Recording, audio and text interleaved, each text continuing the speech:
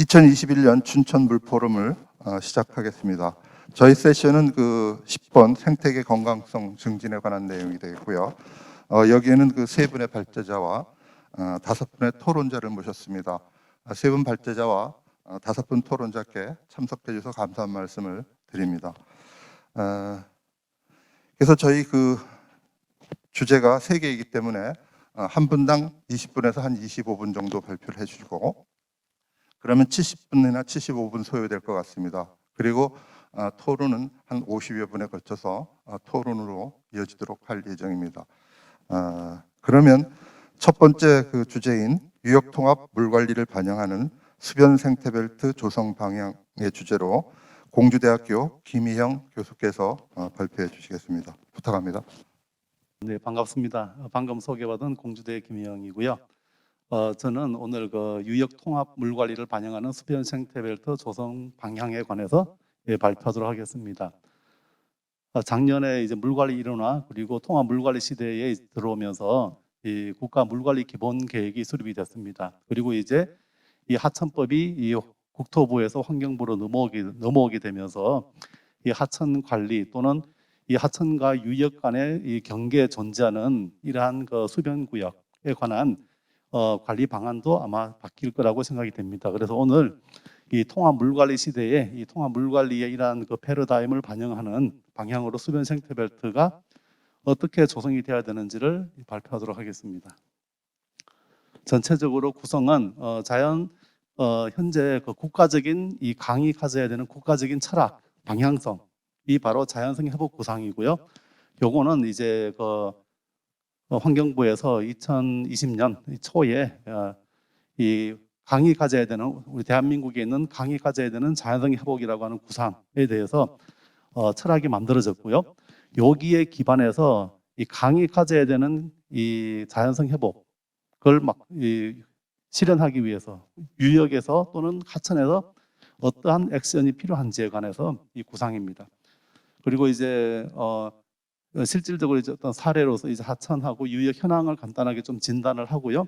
이제 과거에는 유역은 유역대로, 하천은 하천대로 별개로 이렇게 좀 관리가 되어 왔었고, 그리고 그 경계에 존재하는 이러한 그 수변 구역에 대해서는 또 별도의 관리가 있던 게 사실입니다. 그래서 이제는 유역과 하천이 연계가 돼 줘야 되기 때문에 하천과 유역의 현황을 진단을 하고 통합 물 관리를 반영을 해서 유역과 하천 간의 어떠한 연계성을 가지고 이 수변 구역을 관리할 것인가 내용이 되겠습니다. 자, 우선 그 자연성 회복 구상을 간단하게 소개를 하도록 하겠습니다.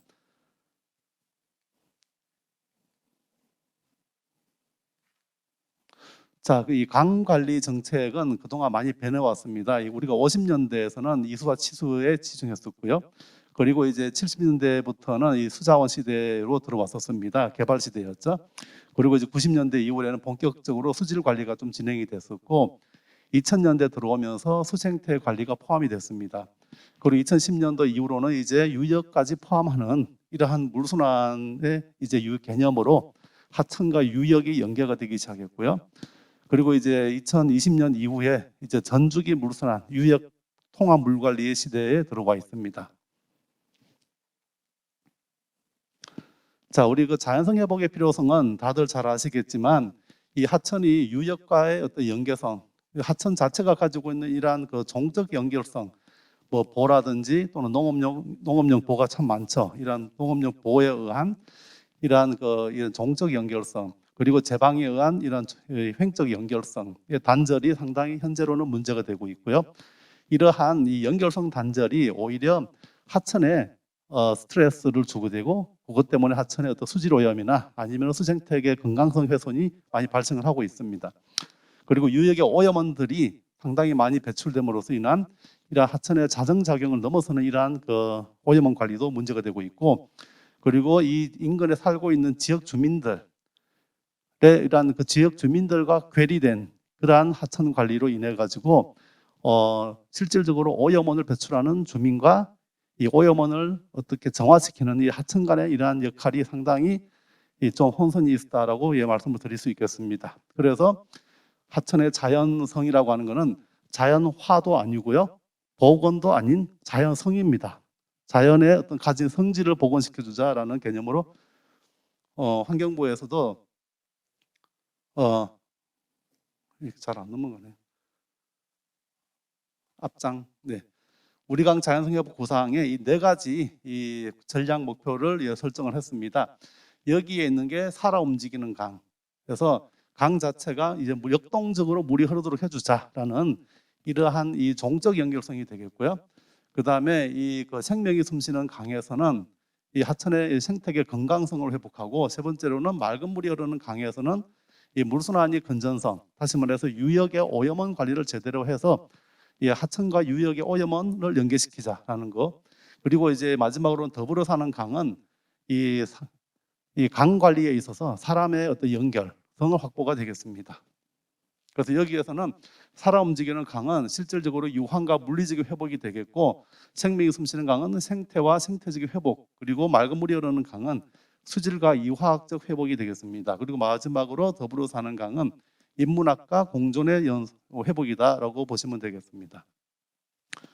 자, 이제 이러한 이 자연성 회복 구상에 맞추어서 유형 물관리 종합계획, 그리고 이제 국가 물관리 기본계획이 수립이 되는데, 이 통합 물관리라고 하는 개념은 국가 물관리 기본법에서 이 12가지 원칙을 정하고 있습니다. 이 12가지 원칙에 이제 그 하천하고 연관되는 게 건전한 제 구주에 있는 건전한 물순환, 그리고 유역 생태 환경의 어떤 보전, 유역별 관리, 그리고 통합 물관리라고 하는 이러한 중요한 개념이 들어가고요. 원칙이 있고, 그리고 여기에 협력과 연계, 그리고 뒤에 어떤 그 사람들 간의 이러한 사람과 자연 간의 협력 관계, 이러한 내용들이 주요한 원칙으로 들어가 있습니다. 자, 국가 물관리 기본계획에 방금 이제 그 우리강 자연성 회복 구상이라고 하는 이러한 국가적인 강의 방향성에 맞추어서 이제 유형 물관리에 해당이 되는 국가적인 가장 최상위 전략 계획이 되는데, 이 국가 물관리 기본계획이 이제 설정이 됐습니다. 여기에서 보다시피 자연과 인간이 함께 누리는 생명의 물입니다. 그래서 기존에 자연만 고려할 것도 아니고 인간도 아니고 이제 같이 공동으로 누리는, 그래서 전체적인 목표는 유역의 건전한 물순환을 달성하자라고 하는 게 국가 전략에서 최상위의 목표가 되겠습니다. 그래서 여기에서는 이제 건강성 나오는데요. 어쨌든 주요 분야 6대 핵심 분야에서 이러한 우리 강의 어떤 자연성 회복의 방향성을 잡고 추진하자라는 것이고, 이 여러분께서 우리 여기 앉아 계신 많은 분들께서 관심 있는 수변 생태 벨트라고 하는 것은 강과 유역의 경계에 있는 이런 수변 구역이기 때문에 거기에서는 당연히 가장 중요한 게 이 어떤 오염의 어떤 정화 기능도 해줘야 되고, 사람과 이 자연의 어떤 이 연결 역할도 해주면서 하천의 자연성을 또 받아주는 역할도 해줘야 되고, 그래서 여러 가지 기능적인 역할을 해줘야 되는 곳이 이 수변 구역이 되겠습니다. 조명이 밝아서 잘 안 보이는데. 자, 그러면 현재 우리나라 하천이 안고 있는 현황을 좀 어떤 문제가 있고 유역에는 어떤 문제가 있는지 한번 보겠습니다. 그래서 하천 현황과 물환경, 그 다음에 가문과 지하수, 보전 지역과 유역 현황을 좀 보도록 하겠습니다. 자, 우리나라 하천을 보게 되면 이제 국가 하천과 지방 하천으로 분류가 될 수 있고요. 자, 그 중에서 이제 한 3,800개 정도의 하천이 있습니다. 거기에서 국가 하천이 한 63개고 나머지는 다 지방 하천이 되겠습니다. 그리고 이제 하천 구조물을 보게 되면 어도가 전국적으로 거의 한 3만 개가 넘게 존재하고 있고요. 예, 어도가 한 5,700개, 그다음 하천 구조물들이 뭐 어도뿐만 아니라 상당히 많이 존재하고 있습니다. 그리고 하천의 이런 보호, 그동안 이제 우리 지표수를 이용하는 이 농업용수 활용 때문에 실질적으로 전국적으로 보가 거의 한 3만 개 이상이 존재하고 있습니다. 그 중에서 많은 보가 기능을 다한 이러한 그 보들도 많고요. 그다음에 기능을 지금 못 하고 있는 보도 있고 없어져도 될 보도 있습니다. 그래서 이러한 그 기능 진단이라든지 이런 부분들이 좀 미흡한 편이고요. 그래서 이러한 그 미기능 보호들이 오히려 하천의 정적 연결성을 단절시켜서 이 생물 이런 이동성을 악화시키고 하는 문제를 발생시키고 있습니다. 자, 하천 유지 유량이라고 하는 것은 현재 그 하천법에서 하천의 최소한의 기능을 유지하기 위한 하나의 유량이죠. 자, 그런데 이제 그 물환경 보존법에서 환경 생태 유량이라는 개념이 도입이 되면서 하천 유지 유량 고시할 때 그동안에 이런 평균 가로수량 기준이었다면 이제는 수질과 이 생태를 고려하는 그러한 이 환경 생태 유량도 고려해 달라라고 해서 이제는 하천법에서 하천 유지량을 고려할 때 가을 수량과 더불어서 수질과 이제는 생태를 고려하고 그다음에 경관입니다.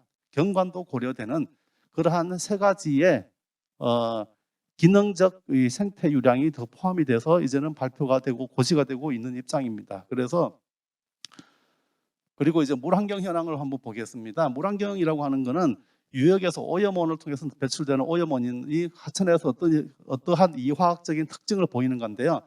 유역에서 오염원을 상당히 많이 관리했죠. 그래서 좀 많이 좋아진 상태입니다.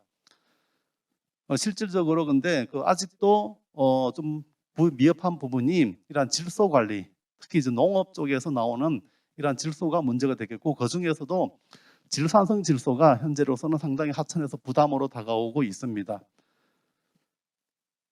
그리고 이제 하천에서 또 하나의 문제는 이제 임야 쪽에서 또는 농경지에서 배출되고 있는 이런 남분해성 유기물질들에 의한 이러한 수생태계 영향도 하나의 문제가 되고 있고요. 그리고 이제 한강과 낙동강, 금강과 영산강 이 우리나라 주요 4대 강에 있어서 흘러가는 이러한 양적인 그리고 이화학적인 특성이 서로 다릅니다. 특히 이제 낙동강 같은 경우에 상류에 산업단지가 많이 존재하고 있고 인구도 많습니다. 하지만 한강 같은 경우에서는 이 상류에 그만큼 많은 이제 이런 도시가 존재하지 않은 입장이고요. 그리고 이제 특히 또 낙동강 같은 경우에서는 치수원이 대부분 인구가 또 하류에 존재하다 보니 치수원 자체가 거의 부산 인근에 있는 밀양, 물검까지 나와 있는 낙동강 본류의 거의 하단 쪽에까지 이 치수원이 존재하고 있는 입장이다 보니 하천 관리가 가장 어려운 하천 중에 하나가 이 낙동강이 되겠습니다. 그래서 이러한 물환경 특성을 반영을 해서 우리가 수변 구역의 어떤 관리 방안이 필요하고요. 그 다음에 유역에서 지하수하고 가뭄, 그리고 가뭄에 대비한 지하수 이용이 상당히 많습니다. 이러한 유역에서 지하수의 전국적으로 관정이 상당히 많고 이러한 곳에서 우리나라 현재 농업 쪽에 물 공급, 농업용수 공급에서 과거에 천수답이었다면 이제는 대부분이 지하수에 의존하고 있는 입장입니다. 해서 물 공급률이 거의 한 86%가 이제는 천수답이 아닌 이러한 인공적인 물을 이용을 하고 있는 편이고 대부분이 지하수가 되고 있습니다. 그러다 보니까 어떤 특정 지역에서는 이러한 과도한 지하수 이용으로 인해 가지고 말 그대로 지하수의 어떤 저하 문제 그리고 또 연중 농업 방식이 이제 연중 물 사용으로 바뀌어가는 이러한 비닐하우스라든지 이러한 수막 재배가 이루어지다 보니 그만큼 지하수의 저하 문제는 심각하게 발생하고 있고 그게 바로 하천의 이러한 겨울철하고 봄철에 가을쓰기 때 이 유량을 더 떨어뜨려서 하천의 건강성을 훼손하는 원인이 되고 있습니다. 자, 현재 환경부에서는 보전 지역이나 주요 관리 지역을 많이 설정을 하고 있는데 대부분이 어떤 산에 기반한 그런 곳이 되겠고 경관 위주로 주로 지정이 되고 있고 또는 이러한 특정한 이러한 생물체에 관한 이러한 보호 지역이 지정되고 있는 반면에 물과 연계되는 그러한 보호 지역이나 보전 지역은 상당히 미흡한 편입니다. 그리고 특히 이제 오랫동안 유지해 왔던 이러한 자연 생태에 관해서는 보전이 이루어지고 있는데 최근 들어서 바뀐 유역에 적응된 그러한 이 자연 생태에 관해서는 보전이나 또는 보호 지역 지정이 상당히 약한 편입니다. 그리고 실질적으로 우리가 보호 지역 내에서 보전 지역이 많이 만들어질 수 있는데 상수원 보호 지역이 우리 광역 상수도 문제로 인해 가지고 대부분이 사라지고 있는 입장이죠. 그러다 보니까 그만큼 유역 하천 인근에 존재하는 보호 지역, 보전 지역이 상당히 열악한 편입니다. 그러다 보니 생태랑 연계되는 관광 지역 지정도 상당히 미흡한 편이 되고요. 자, 유역에서는 토지 이용이 보다시피 노랗게 된 곳이 대부분 다 농업 지역이 되겠고 농업은 아까 말씀드렸듯이 우리 여름철 또는 가을에 한정되는 이러한 물 사용만 했다면 이제는 비닐하우스, 수막 재배 이 보다시피 이게 전부 다 비닐하우스입니다. 아마 낙동강이든 금강이든 어디를 가더라도 지금은 농업이 거의 도시보다 더 높은 불투수 면적률을 보이는 것도 있습니다.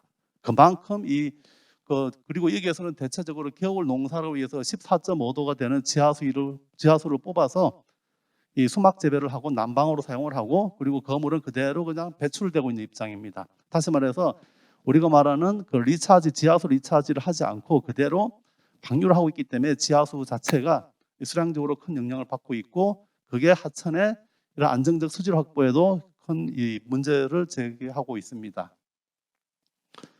자, 수변구역은 그래서 이제 그 하천의 이러한 그 수질 또는 이 화학적 또는 생태적인 이러한 특성 유지를 위해서 이 그 수변구역을 국가에서 이제 매수를 하고, 그 다음에 거기에 대해서 수변 생태벨트를 조성을 하고 있는데, 현재 전국적으로 이 토지 매수가 한 6만 5천 킬로미터 제곱 정도 됩니다. 그 중에서 전체적으로 수변 생태벨트가 이 조성이 되어 있는 비율은 한 77% 정도가 되고 있고요.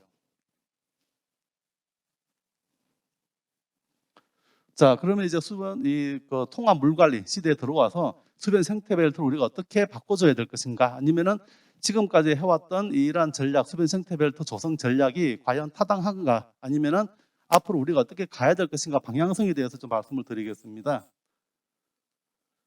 자, 여러분 아마 수변 구역에 대해서는 아마 잘 아실 거고요. 현재 우리나라 4대강에 있어서 4대강 수계법이 있고, 수계법에서 이 정의하고 있는 게 수변 구역이 되고 있고요.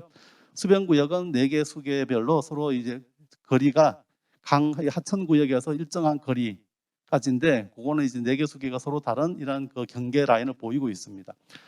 이제 이런 그 수계법 그 수변 구역과 더불어서 또 환경부의 물환경 보존법이 있습니다. 물환경 보존법에서는 수변 생태 구역이라고 하는 또 하나의 이 범주를 두고 있고, 여기에서는 이제 수변 섭지나 수변 인근의 또 토지를 매수해서 또 복원할 수 있도록 하나의 법적인 근거가 있습니다. 해서 수변 구역은 수계법, 그리고 이 수변 생태 구역은 물환경 보존법이라고 하는 곳에서 관리가 되고 있는 입장이 되고 있습니다. 그래서 어쨌든 여기에서는 현재 수변 생태벨트는 대체적으로 상수원 보호구역 상류에 있는 그러한 그 토지 매수된 지역들에 관한 게 되겠고, 앞으로 상수원 보호구역 하류에 있더라도 수질과 수생태계 건강성에 문제가 되는 지역들에 대해서는 물환경 보존법에 의해 가지고 수변 생태구역을 토지 매수를 해서 복원할 수 있는 그러한 법적인 근거는 다 있습니다.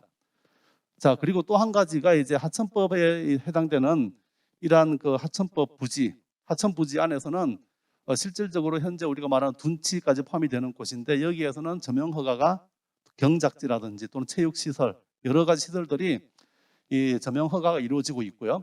그 다음에 이 바깥에 하천구역 바깥에 있는 이 수변구역에 대해서는 수계법에서 토지 매수를 하고 있습니다. 그래서 이 하천구역 밖에서는 수계법으로 토지 매수를 해서 지속적으로 생태 복원을 해주고 있는데, 오히려 또 하천법에서는 안에서는 지속적으로 여러 가지 시설물들을 하천구역에다가 시설 허가를 해주고 있는 편이죠. 그러다 보니까 밖에서는 오염을 막자, 안에서는 오염을 만들자, 이런 이상한 구조가 되다 보니 이 하천에 있어서 제대로 된 이런 수질의 어떤 개선과 수생태계 건강성을 확보하기 어려웠죠. 그런데 이제는 이러한 점용 허가에 해당되는 이런 하천법이 환경부로 이제 넘어오기 때문에 아마 내년부터는 좀 이런 수변 생태 벨트 구역 구성 또는 조성에 아마 상당히 좀 탄력을 받지 않을까 생각을 합니다. 그리고 이제 이 토지 매수 바깥 지역에 있는 물환경 보존법에 해당되는 지역들, 또 거기에서는 오염원 관리도 같이 해가면서 수변 생태 구역과 이 수변 구역, 그리고 여기 하천법에 이러한 그 둔치까지 연결하는 유역과 연계되는 이런 하천 관리가 앞으로는 가능할 거라고 판단이 됩니다. 자, 여기에서는 제가 이제 매수 토지 그동안 이제 그 수계법에 의해 가지고 상당히 많은 이 매수 토지가 있었고, 그 다음에 수변 생태별도 조성이 있었는데 한번 문제점을 짚어보고 개선 방안을 한번 제가 좀 생각을 해봤습니다. 자, 그동안 이게 한정된 재원으로 이 매수 토지의 어떤 관리가 좀 한계가 있었다라는 것이고, 요거에 대해서는 우리가 수계기금에만 의존하다 보니 그런 문제가 생긴 겁니다. 그래서 수계기금에만 의존할 게 아니라 앞으로 환경부에 다양한 이러한 그 제도들이 있습니다. 기초모형 관리 지역 지정 제도라든지 이런 이런 국고 보조 사업을 통해서도 진행할 수 있겠다라는 개선 방안이 있고요. 그리고 이제 매수 토지의 지속적 복원 사업 후에 늘어난 복원을 어떻게 관리할 것이냐, 그 관리의 문제입니다. 그래서 이러한 그 앞으로 주민 참여하는 환경 관리가 이제는 이 국가 물관리 기본 계획에 들어가 있고요. 그 다음에 이제는 현재로는 상당히 많은 우리가 4차 산업이라고 하는 ICT 기술, IoT 기술들이 나와 있고 센서도 많이 나와 있습니다. 무선 통신, AI 활용. 그래서 이러한 이제 수변 생태 벨트에서 ICT 기술과 IoT를 우리가 적용할 수 있는 시대에 왔다라고 보시면 되겠습니다.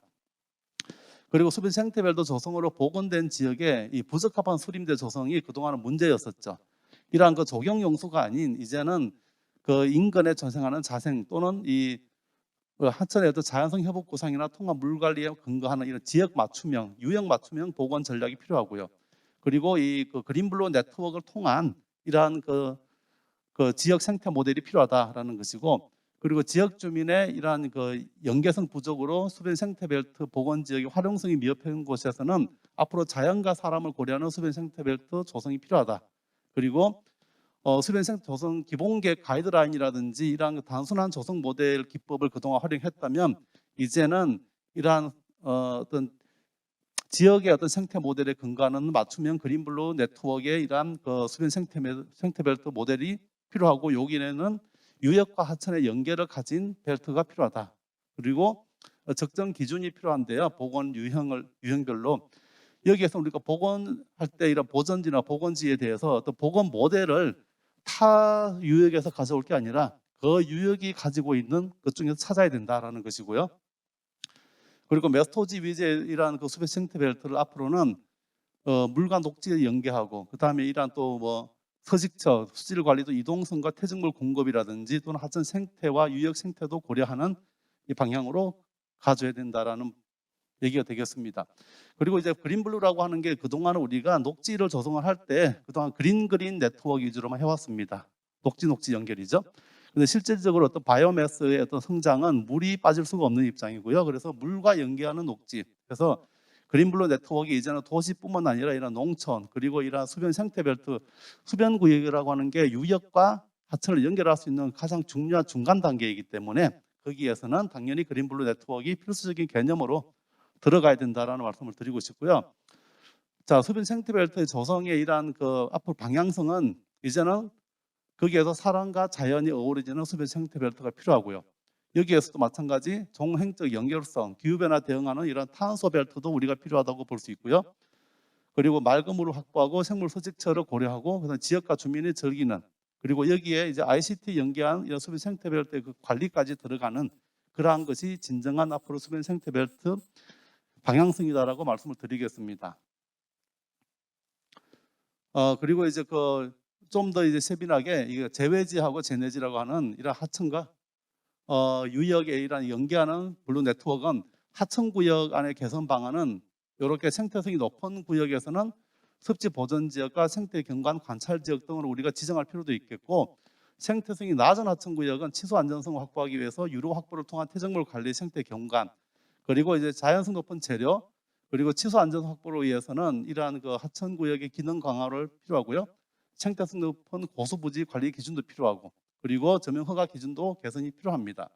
그 다음에 수계법에 의한 유역의 어떤 관리 방안에서는 자연형 유로 또는 천변 저류지, 그리고 홍수토 복원, 그리고 육상 생태계와 수생태계 연계성 강화, 그리고 주기적인 식물 관리와 또는 지역 경제, 생태 문화 마을이나 주민 참여 환경 관리, 이러한 전략들이 필요합니다. 자, 시간이 아마 많이 됐기 때문에요. 저는 아마 거기 오늘 발표할 내용이 방향성까지만 예시하고요. 수변 생태 벨트의 어떤 조성의 어떤 사례, 제가 뒷부분에 들어있는 부분들은 제 다음에 발표할 저 방건수 이 차장님께서 발표를 하실 거기 때문에 저는 그 부분은 발표를 스킵하려고 합니다. 그래서 저는 이 수변 생태 벨트의 어떤 방향성에 대해서만 발표를 하도록 하겠습니다.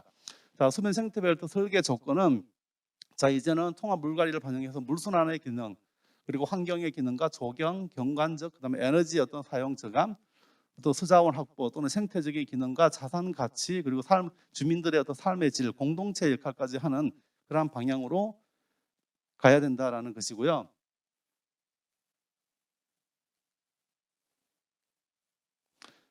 그리고 이제 수변 생태벨트 통합 물 관리를 반영하는 이러한 수변 생태벨트의 계획 및 설계 가이드라인을 저희들이 좀 제시를 하게 되면, 그동안 이렇게 그 단일 기법보다는 다양한 기법이 적용이 되는 이러한 뭐 정화림, 경관, 초지 또는 인공습지 등을 창의적으로 연결시키고 서로 연계되도록 할 필요가 있겠다라는 다기능적인 면이 필요하고요.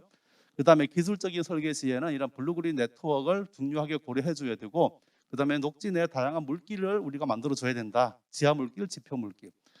그리고 이제 이러한 다양한 물길 형태에서는 이런 인공습지나 또는 뭐 여러 가지 자연형 자연 기반 해법이죠. 우리가 말하는 MBS 기법을 활용한 이런 연계가 필요하다라는 것이고, 이런 유역의 토지 이용에 이런 걸 연계해서 이런 그 수질 처리 기능도 높이는 이런 토양 치환도 필요할 수 있고요.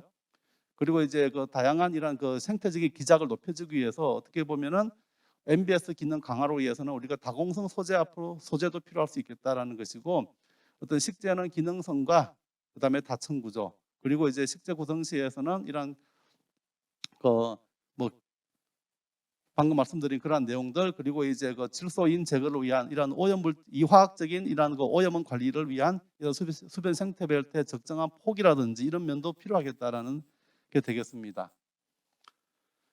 그리고 이제 기존에 현재 그 ICT 기술 제가 아까 잠깐 언급을 했지만 이러한 그 연계형 수변 생태 벨트 관리 기능 강화는 자 앞으로 이제 지금 요거는 이제 그 용담댐에 있는 그 정화림이 되겠는데 하수 처리장과 연계형 수변 생태 벨트가 되겠습니다. 앞으로 이제 이러한 기능들 센서들을 설치해서 이 관리의 주기 또는 기능의 진단들을 우리가 볼 수 있고요.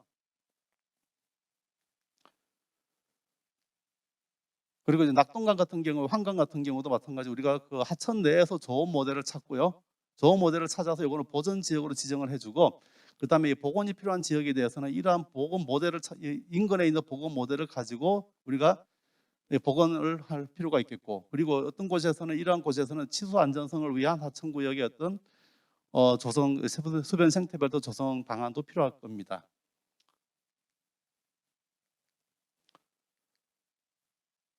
자, 낙동강 본류 쪽에서도 그렇게 방금 말씀드린 그런 복원 지역, 그다음에 복원 좋은 모델 또는 복원이 필요한 지역, 그다음에 이러한 그 치수 안정성이 필요한 지역들로 분류해서 아마 타당한 이러한 그 적정한 방안으로 수립을 할 수 있을 것이고요.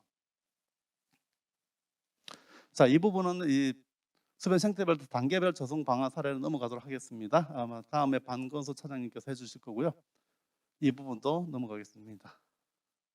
마지막 결론적으로 가겠습니다. 자, 이 결론은 결국 우리가 통합 물 관리를 연계하는 이런 수변 생태 벨트라고 하는 것은 이 자연이 가지고 있는 이러한 그 기술들을 우리가 모방을 할 필요가 있겠고요, 또는 적용할 필요가 있겠고, 그리고 생태계가 가진 이런 순환의 기능, 물과 에너지 또는 이런 자원, 그러니까 순환의 기능을 저희들이 수변 생태 벨트에 구현을 하고, 기능적으로는 당연히 어떤 생태, 환경, 정화, 경관 이런 생태계 서비스를 구현할 수 있도록 이런 기능적인 면을 수변 생태 벨트에 저희들이 담아줘야 되고, 좀 더 세밀하게는 하천구역과 유역으로 구분을 해서 유역에서는 유역과 하천을 연계, 그럼 오염원 관리, 천변 저류지, 수변 생태 벨트와 오염원 관리 연계성을 강화시켜주고, 하천구역에서는 홈스토를 복원하고 부지 점용 허가를 개선하고 고수부지의 어떤 관리 기준도 강화시키고 식재 기준 보전 지역의 어떤 완화와 지정 또는 물 안정과 물 환경 강화가 필요합니다. 그리고 여기와 덧붙여서 이제 연계성, 유역과 하천의 어떤 연계성을 위해서는 그린블루 네트워크, 그다음에 탄소 중립 연계, 그리고 수변 생태별대 ICT 연계와 자연과 사람 간의 연계성이라고 하는 유역과 하천 구역의 연계가 필요합니다. 그리고 마지막으로 문화와 관광 쪽에서는 이러한 문화와 여가 공간의 확대, 그다음에 주민 참여 환경 관리를 통해서 수변 생태 벨트가 지속성을 가지도록 해주는 것이 앞으로 통합 물 관리에 가는 방향성과 맞지 않나라고 판단을 합니다. 이상입니다. 감사합니다. 예, 발제 감사드립니다. 그 수변 생태 벨트 조성 방향과 그에 따른 가이드라인까지 이렇게 말씀해 주셔서 좋은 말씀 고맙고요. 두 번째 발제로 이어지겠습니다. 두 번째 발제 주제는 생태적 유역 관리를 위한 댐 홍수터 수변 완충지대 조성 방안, 이런 주제로 K-워터 방건수 차장께서 발표해 주시겠습니다. 네, 부탁합니다. 네, 안녕하세요. 방금 소개받은 K-워터의 반건수 차장입니다. 이번 저희 춘천국제물포럼의 대주제가 물의 가치더라고요. 그래서 제가 오늘 첫 장에 이게 저희 대청댐인데요. 저희 K-워터가 이제 한국수자원공사죠. K-워터가 전국에 37개 댐을 관리를 하고 있고, 그 중에서 이제 오늘 첫 장에 보인 게 이제 대청댐의 일정 유역에 대한 사진을 보내드렸는데요. 물의 가치라 한다면 현재까지는 이제 이수 치수청적인 측면에서 물을 다스리기 위한 어떤 관점에 많이 이제 집중했다 한다면, 앞으로 물의 가치는 물론 K-워터가 관리하는 댐의 관리도 매한가지입니다. 댐의 가치를 좀 더 많은 편익되게 대한 것들을 제가 살펴보고 이수 치수뿐만 아니라 수질 생태 또는 이제 사회 경제적 임무 사회 종합적인 관점에서 어떤 댐을 관리하고 정부의 물과 그 댐과 하천을 관리할 수 있는 어떤 종합적인 방향을 고민해야 할 시기가 왔다는 판단에서 첫 그림을 내려봤고요.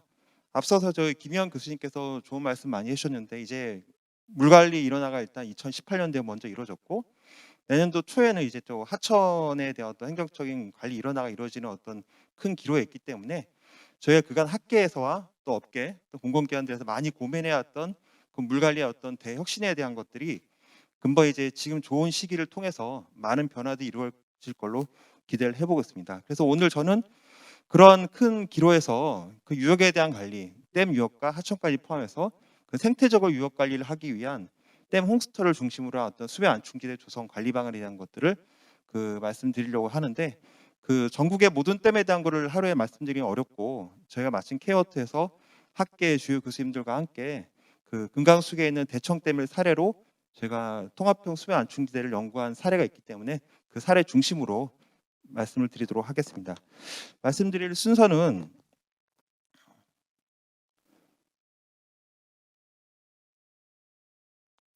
죄송합니다.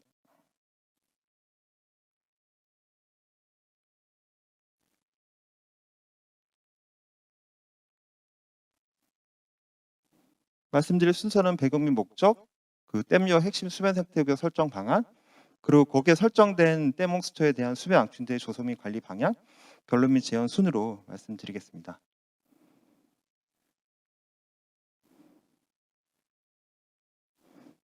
그렇지가 않아서요. 네, 첫 번째 배경 및 목적입니다. 지금 많은 이제 정책 변화들이 이루어지고 있는데요. 올해 이제 정부에서 탄소 중립 추진 전략을 내놨죠. 거기에 이제 적응적 감축에서 능동적 감축에 대한 것들을 키워드로 담고 있고 그걸 하면서 가급적이면 인위적인 기반 시설보다는 자연 생태 기반의 온실가스 감축에 대한 것들을 많이 얘기를 하고 있습니다. 그러면서 자연스럽게 산림 습지들을 복원하면서 그런 공간들을 통해서 탄소 흡수 기능이 강화될 수 있도록 그런 내용들을 언급을 하고 있고요. 또 이제 환경부에서는 환경 가치에 대한 어떤 지역 공감대를 얘기하면서 비점 오염에 대한 자연 기반 형태에 대한 거를 강화할 수 있도록 얘기를 하고 있습니다. 마찬가지로 우리항 자연성 회복도 같이 얘기되고 있는 키워드가 있고요. 또 중요한 게 올해 이제 국가 이제 1차 국가 물관리 기본 계획이 이제 수립이 되었고 그에 따른 다양한 항목들에 대한 이행 계획들이 수립되어지고 있는 시로에 있는데 그 중에서 이제 혁신 과제 3번을 살펴보시게 되면 물 분야에 대한 탄소 중립 이행으로 기후 위기를 적극 대응하겠다. 이 세부 내용에 보게 되면 댐 하천과 주변 토지를 연계한 친환경 수변 생태벨트 복원이라는 큰 혁신 과제 방향이 담겨 있습니다. 이게 우리의 오늘 세션에 주요하게 이루어지는 어떤 내용과 관련 있는 내용이고요. 그리고 제 3차 강호 유출 비점 오염 관리 종합 대책을 살펴보시게 되면 마찬가지로 앞으로 이제 국가 이제 오염원에 대한 관리는 저오염원에 대한 어떤 관리가 한계에 이르렀기 때문에 점차 이제 비점 오염에 대한 집중 관리가 필요한 시기가 되었고 그런 비점 오염에 대한 관리를 함에 있어서 가급적이면 자연성 회복과 오염원 저감과 탄소 흡수 이런 것들을 동시에 충족시킬 수 있는 그 대책이 필요하다고 언급을 하고 있습니다. 그 과정 중에서 중요한 게 물을 둘러싸고 있는 수변 공간에 대한 어떤 융합적인 관리를 어떻게 앞으로 해 나갈 것인가가 중요한 키워드라 볼 수 있겠습니다. 그걸 하나로 일면으로 볼 수 있는 게 이 하나의 사진을 볼 수 있을 것 같은데요. 이게 유럽 연합에서 이제 종다학성 전략을 얘기하기 위해서 쭉 모시도를 내놨던 건데 이 그림에 모든 것이 들어가 있다고 판단되더라고요. 이게 그 수계에 대한 종적인 연결성에 대한 것도 이게 어도나 이런 것들을 종적인 연결하면서 또 육상부에 대한 어떤 도로로 단절된 부분에 대한 것도 생태 통로를 만들고 주역의 수계로 들어오는 오염원에 대한 것도 자연 기반 해법으로서 농경지에 대한 어떤 수변 생태 벨트 그리고 여러 가지 다양한 소프트웨어들을 접목을 해가지고 자연 기반 해법으로서 유역 관리 어떻게 해 나갈지를 상대적으로 보여주고 있는 거라고 볼 수 있습니다. 그러면 그 많은 기법 중에서 수변 완충지대 또는 이제 수변 생태 벨트라는 용어로도 볼 수 있는데요. 수변 생태 벨트가 왜 이제 중요할 수 있냐면 언론은 그 연구된 바에 의하면 수변림이나 습지와 같은 그린인프라 시스템은 자연의 힘과 구조를 활용함으로써 기존에 많이 해오고 있는 그린 인프라 스트럭처를 보완하면서 더 적은 비용으로 더 많은 서비스를 제공하는 더 큰 인센티브를 주는 기법이라고 언급이 된 바 있습니다. 그렇다면 국내 이제 우리 한국에서 이제 수변 관리에 대한 제도가 어떻게 이루어지는지를 한번 살펴보았는데요. 그 일반적으로 하천 호수의 경계로부터 크게는 1km 이내 수변 구역 등은 그간에 이제 환경부에서 토지를 매수해서 수변 생태 벨트를 조성해 왔고요. 이제 물 관리 일어나 이제 하천 관리 일어나 앞두고 있지만 여태까지는 하천은 국토부와 지자체에서 국가하천과 지방하천 체제로 관리해 오고 일부 호소나 저수구역은 환경부에서 이제 관리를 하고 있는 그 실태 중에 있습니다. 그 중에서 이제 댐 같은 경우는 다목적 댐과 용수댐 같은 경우는 96년 이후로 이제 저희 케어트에서 하천점을 인허가 등 직접 관리를 하고 있는데요. 이 안에도 보게 되면 홈스터가 다양한 문제를 안고 있습니다. 일단 공간적으로 행정체계가 분할됐던 것도 문제가 있긴 하지만 홈스터가 안고 있는 다양한 문제에 대한 것들이 있기 때문에 그걸 살펴보도록 하겠습니다. 먼저 환경부에서 관리해오고 있는 수변구역 등에 대한 것들은 이게 언론 보도 하나 보시면 아시겠지만 매수 토지가 협의 보상 제도로 하다 보니까 그 물과 가까운 곳에 대한 것들 토지 매수가 이루어지지 않고 물에서 멀리 떨어져 있는 토지 또는 이제 토지가 많이 파편적으로 되어 있는 것들을 그 매수하여서 녹지를 조성하다 보니까 이게 유역의 빗조물을 저감하고 뭐 생태축을 연결한다는 근본적인 취지와는 좀 다르게 많이 이제 실효성이 낮은 걸로 오랫동안 이제 문제제기가 되어 왔고요.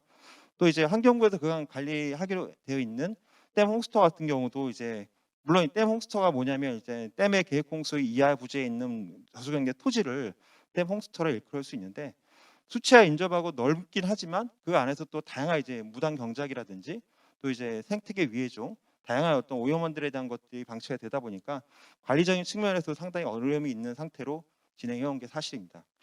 근데 이 홈스터를 바라보는 관점이 다양한 이해관계자들이 또 여러 가지 시각으로 보고 있거든요. 지자체에서는 이 보시는 것처럼 뭐 경관 초지를 만들어서 관광 자원에 대한 어떤 욕구도 있고 지역 농민들은 계속적으로 생업을 위해서 농업을 좀 무단 또는 허가용지를 통해 농업을 영위하고자 하는 게 있고 또 환경부와 케어터가 측면에서는 유역의 어떤 수질 보전 측면에서 녹조나 이런 것들을 관리하기 위한 어떤 관점에서 다양한 시각들이 이어지고 있는데 이런 것들을 어떻게 이제 균형적인 관점에서 댐 홈스터 관리해 나갈지가 큰 과제라 볼 수 있겠습니다. 근데 해외 같은 경우에는 여기 보시는 것처럼 상당히 유연하고 탄력적인 형태로 수변 앙충제를 관리하고 있는데요. 국내에서는 아까 김영 교수님 말씀하셨던 것처럼 4대강 수계법에 따른 수변 구역 그리고 물환경 보존법에 따른 수변 생태 구역 등이 있지만 이게 딱 공간적으로 분할해서 하천 호수의 경계로부터 이제 바깥쪽에 그러니까 통상 이제 저희가 하천 기준으로 볼 때는 제내지라 불리는 지역에 한해서만 매수하여서 관리를 해오고 있고요. 안에 하천에 대한 것들은 별도로 이제 관리하다 보니까 그 유연하게 수변 공간에 대한 것들 다루기가 상당히 어려운 제도적 한계를 안고 있는 상황이었습니다. 그래서 저희가 이번에 방향성을 잡은 거는 이렇게 수질이나 수행태 연관성을 유지하기 위해서 효율적으로 수변구역을 관리하게 되는데 기존에 해왔던 수변구역 제도 등을 좀 한계점을 극복을 하면서 유역에 대한 어떤 다양한 어떤 기능들을 충족할 수 있는 이해관계적 관점의 어떤 수변 생태 벨트를 어떤 형태로 적지를 분석하고 그 적지에 대해서 어떤 형태로 조성 관리가 필요한지를 그 구상하는 그런 단계를 볼 수 있겠습니다.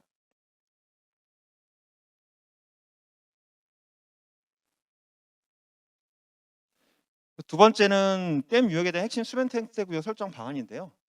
설정 방안이 왜 중요하냐면 이제 댐 유역은 상당히 광범위한 공간적 범위를 갖고 있기 때문에 광범위한 공간에서 균일한 잣대로 이거를 관리하기 상당히 어려운 부분이 있습니다. 그래서 소유역별로 소단위별로 그 특성에 맞는 이제 관리 방향을 설정하고 그에 맞는 맞춤형 이제 대책이 필요하기 때문에 그렇다면 그 공간들을 어떻게 찾아내는지에 대한 어떤 과학적인 기술적인 방법이 필요합니다. 그래서 현재까지 그런 것들이 연구된 바가 적기 때문에 저희가 케어터에서 다른 타 기관들과 함께 연구를 해봤습니다. 그간 이제 수변구역 관리 기본계획이라든지 그 댐 홈스테이에 미치는 수질 영향에 대한 어떤 효과, 영향 예측 이런 것들을 많이 설행 연구가 되어 왔고요. 저희는 이제 그런 설행 연구들을 바탕으로 해서 4대강 주요 댐들에 대한 댐 홈스터를 어떻게 수면 상태 벨트로 관리해 나갈지에 대한 것들을 종합적인 연구를 각 유아 환경청과 함께 지금 이렇게 추진을 해 가고 있는 과정 중에 있습니다. 오늘 이제 말씀드리고 싶은 새로운 개념의 수변 생태 벨트, 수변 생태 구역이라면 아까 말씀드렸던 것처럼 지금은 일괄적으로 하천 호수의 경계, 제방 바깥 끝 밑에 3회 될 수 있는데요.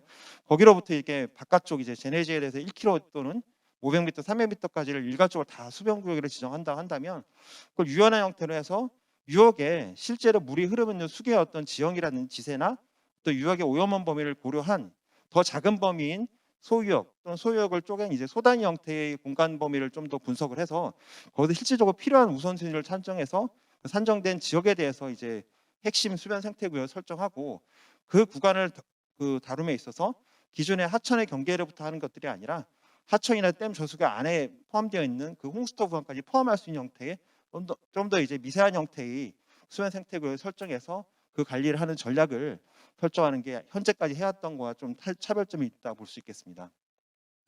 그래서 이 순서는 제네지의 어떤 공간적인 범위를 설정한 다음에 제네지를 평가하기 위한 다양한 이제 최적화 설정 기준을 마련하였고 항목별로 이제 그 가중치가 다를 수 있기 때문에 전문가 자문이라든지 AHP 분석을 통해서 항목들에 대한 가중치 설정 이후에 각각 제 내외지별로 소 단위별로 우선순위를 도출한 과정을 통했습니다.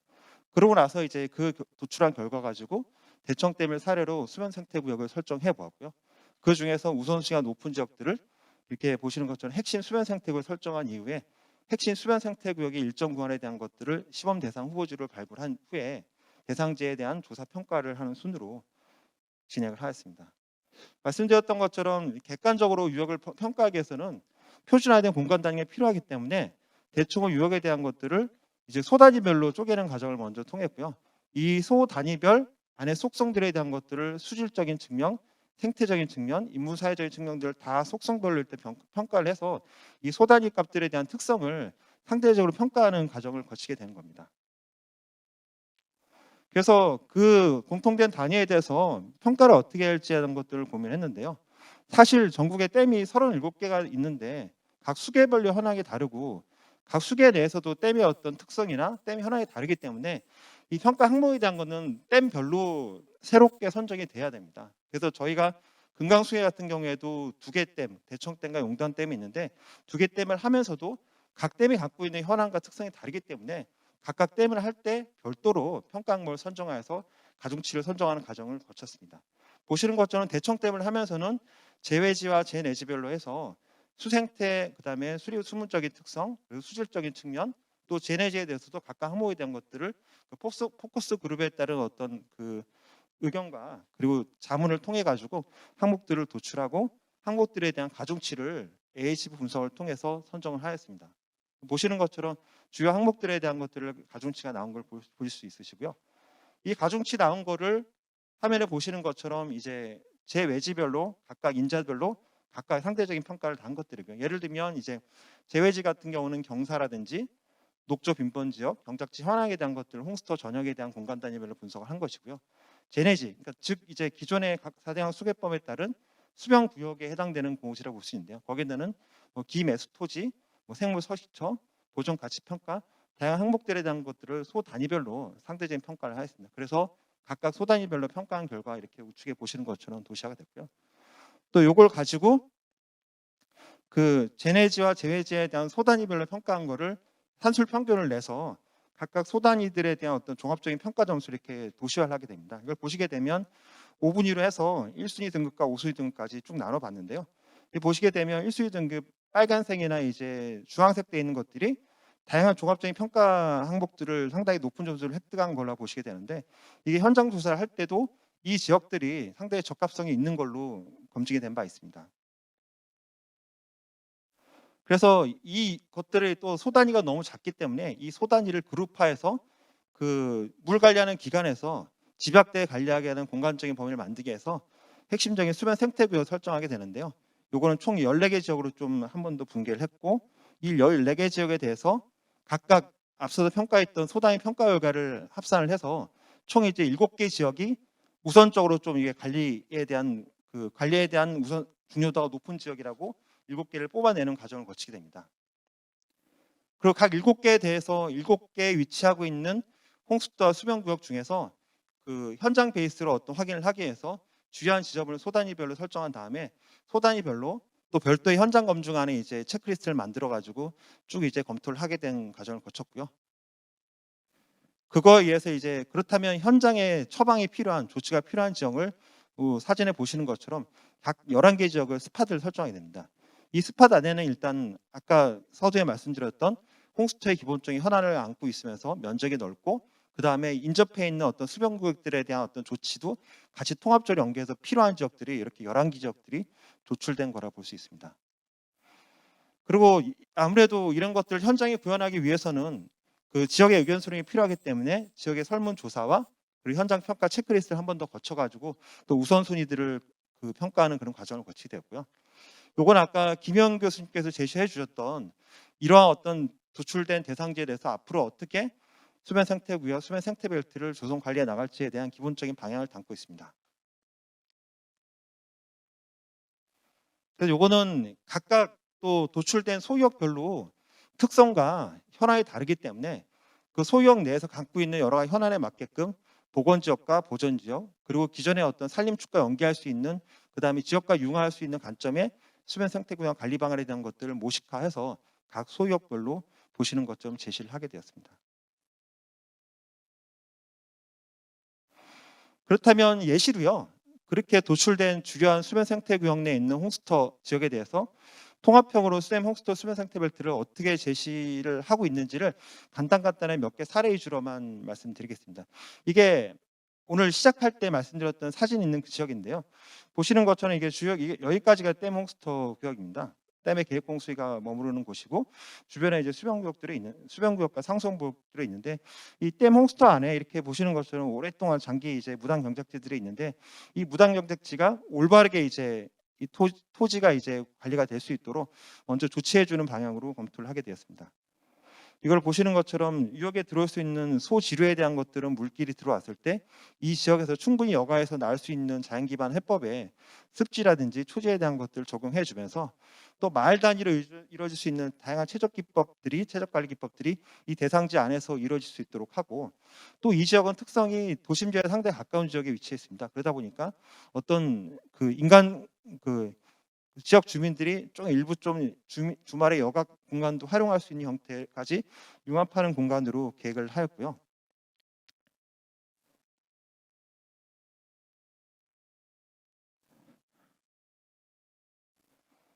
다음은 이제 대청호에 있는 현리라는 지역인데요. 현리가 그 대청호에서 가장 넓은 홈스터 지역 중에 하나입니다.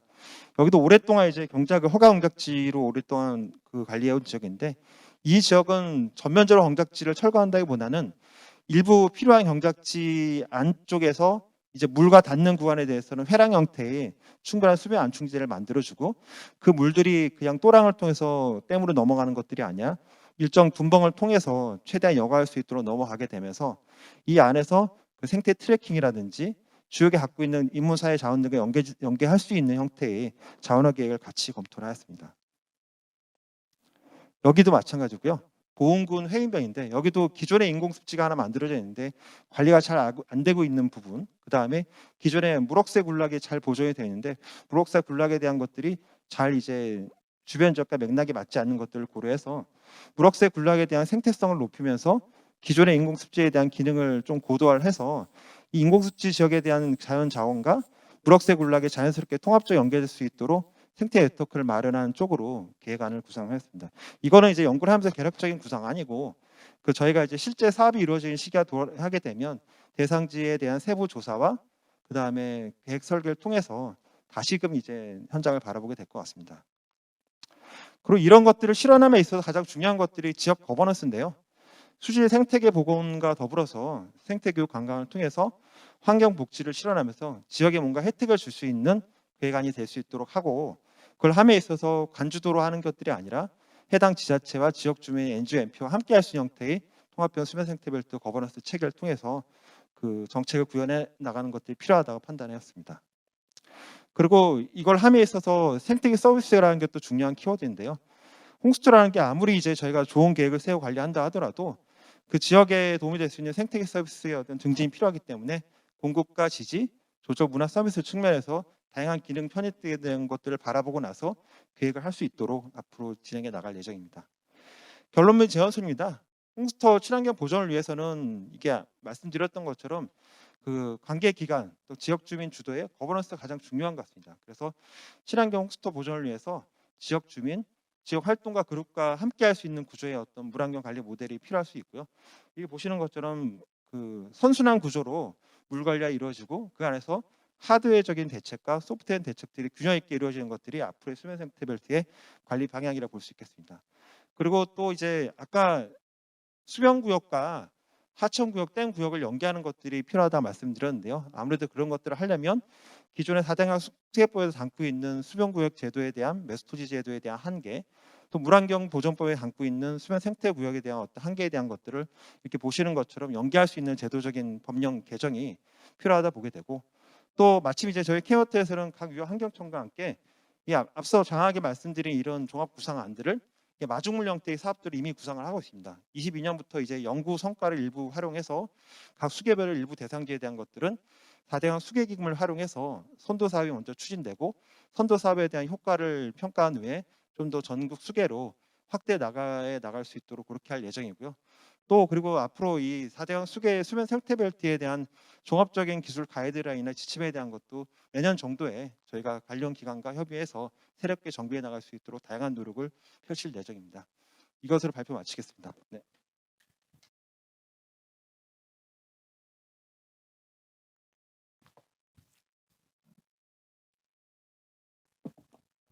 이게 중계이다 보니까 자리를 자꾸 옮기게 돼서 번거롭게 드리는 것 같습니다. 생태적 유역 관리를 위한 댐 홍수터 수변 및 수변 완충지대 조성에 대해서 그 방법과 절차를 설명해 주시고요. 아울러서 그 조성된 사례를 들어서 그 특징도 소개해 주신 거 감사합니다. 예, 그럼 다음 주제로 넘어가겠습니다. 다음 주제는 물리서식처 분석을 통한 생태하천 복원 사업의 수량, 수질, 수생태 통합 분석 연구란 주제로 국립환경과학원 최병웅 박사께서 발표해 주시겠습니다. 네, 부탁합니다. 네, 감사합니다. 좀 전에 소개받은 최병웅입니다. 제가 오늘 발표할 내용은 이제 앞선 두 발제자분들께서는 이제 MBS 기반으로 어떤 수생태 복원에 대한 말씀을 해주셨는데, 저는 이제 물리서식적 분석이라는 걸로 이제 기존의 여러 다양한 생태하천 복원 기법들을 적용해서 복원 사업이 이제 수행하게 되는데, 그에 따른 이제 통합 물관리 관점에서의 어떤 분석 결과에 대해서 말씀드리도록 하겠습니다.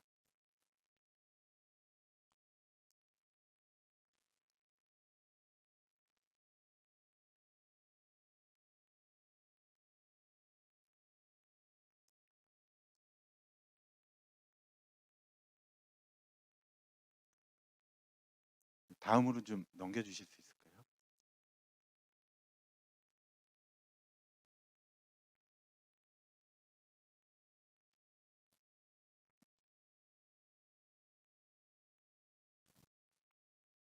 네. 제가 오늘 발표할 내용을 몇 가지로 이제 정리를 말씀을 드려보면, 이 사업은 이제 환경경제 통합 분석이라고 해서 저희가 이제 KI랑 같이 연구를 했었습니다. 그래서 과연 생태하천 복원 사업을 통해서 수량, 수질, 수생태 측면에서 어떤 변화가 일어났고, 그에 따른 그 환경 비용을 도출하는 최종적인 보고서였고요. 그래서 오늘은 제가 물리적인 환경 영향을 이제 정량화하고, 그에 따른 이제 환경 영향을 화폐하는 것까지 이제 말씀을 드리도록 하겠습니다. 그래서 이제 첫 번째는 이제 제가 물리서식적 분석이라고 하는 것을 이용해서 이제 물리적이고 이제 환경적인 변화를 이제 모델링으로 이제 결과를 보여드릴 거고, 그에 따른 이제 수질의 변화랑 수생태의 변화를 등급화하고, 그에 따른 생태계 서비스가 얼마나 사람들한테 가치가 있는지, 그리고 그거를 이제 얼마나 돈을 지불할 의사가 있는지에 따른 걸로 이제 변수로 사용을 했습니다. 그래서 먼저 이제 생태하천 복원 사업이 과거에 여러 다양한 하천에서 시행이 됐는데, 저는 이제 처음에 복원 사업 전후에 1년에서부터 5년까지 이제 모델링을 수행해야 되고, 그다음에 본류로 유입되는 하천이어야 되며 수도권 또는 인근에 위치해서 접근성이 유리한 하천을 찾게 됐습니다. 그리고 가장 중요한 걸로 이제 수량, 수질, 수생태 등의 모니터링 자료가 확보 가능한 곳을 찾아보다가 이제 안양천이라는 곳을 선정하게 되었습니다. 그래서 물리서식처 분석에 대해서 간단히 이제 설명을 드리면, 2001년에 이제 사업이 시행되고 2006년에 사업이 끝났습니다. 그리고 현재 상태까지 과연 이 복원 사업이 유지가 되고 있는지를 보기 위해서 2018년도 때 이제 최근의 결과를 비교를 했고요. 그리고 수리 분석하고 수질 분석은 2차원 분석을 사용을 했고요. 그리고 서익적 분석은 이제 가장 기본적으로 많이 사용하는 이제 서익적 적합도 모형이라는 거를 사용해서 이제 가중가용 면적이랑 그다음에 복합서익적 적합도 지수를 산정을 해서 정성적이고 정량적인 분석을 이제 나타냈습니다. 그래서 총 수량에 대해서는 이제 수위랑 유속에 대한 내용을 나타냈고요. 그다음에 수질은 BOD랑 DO랑 COD 세 가지만 먼저 결과를 냈습니다.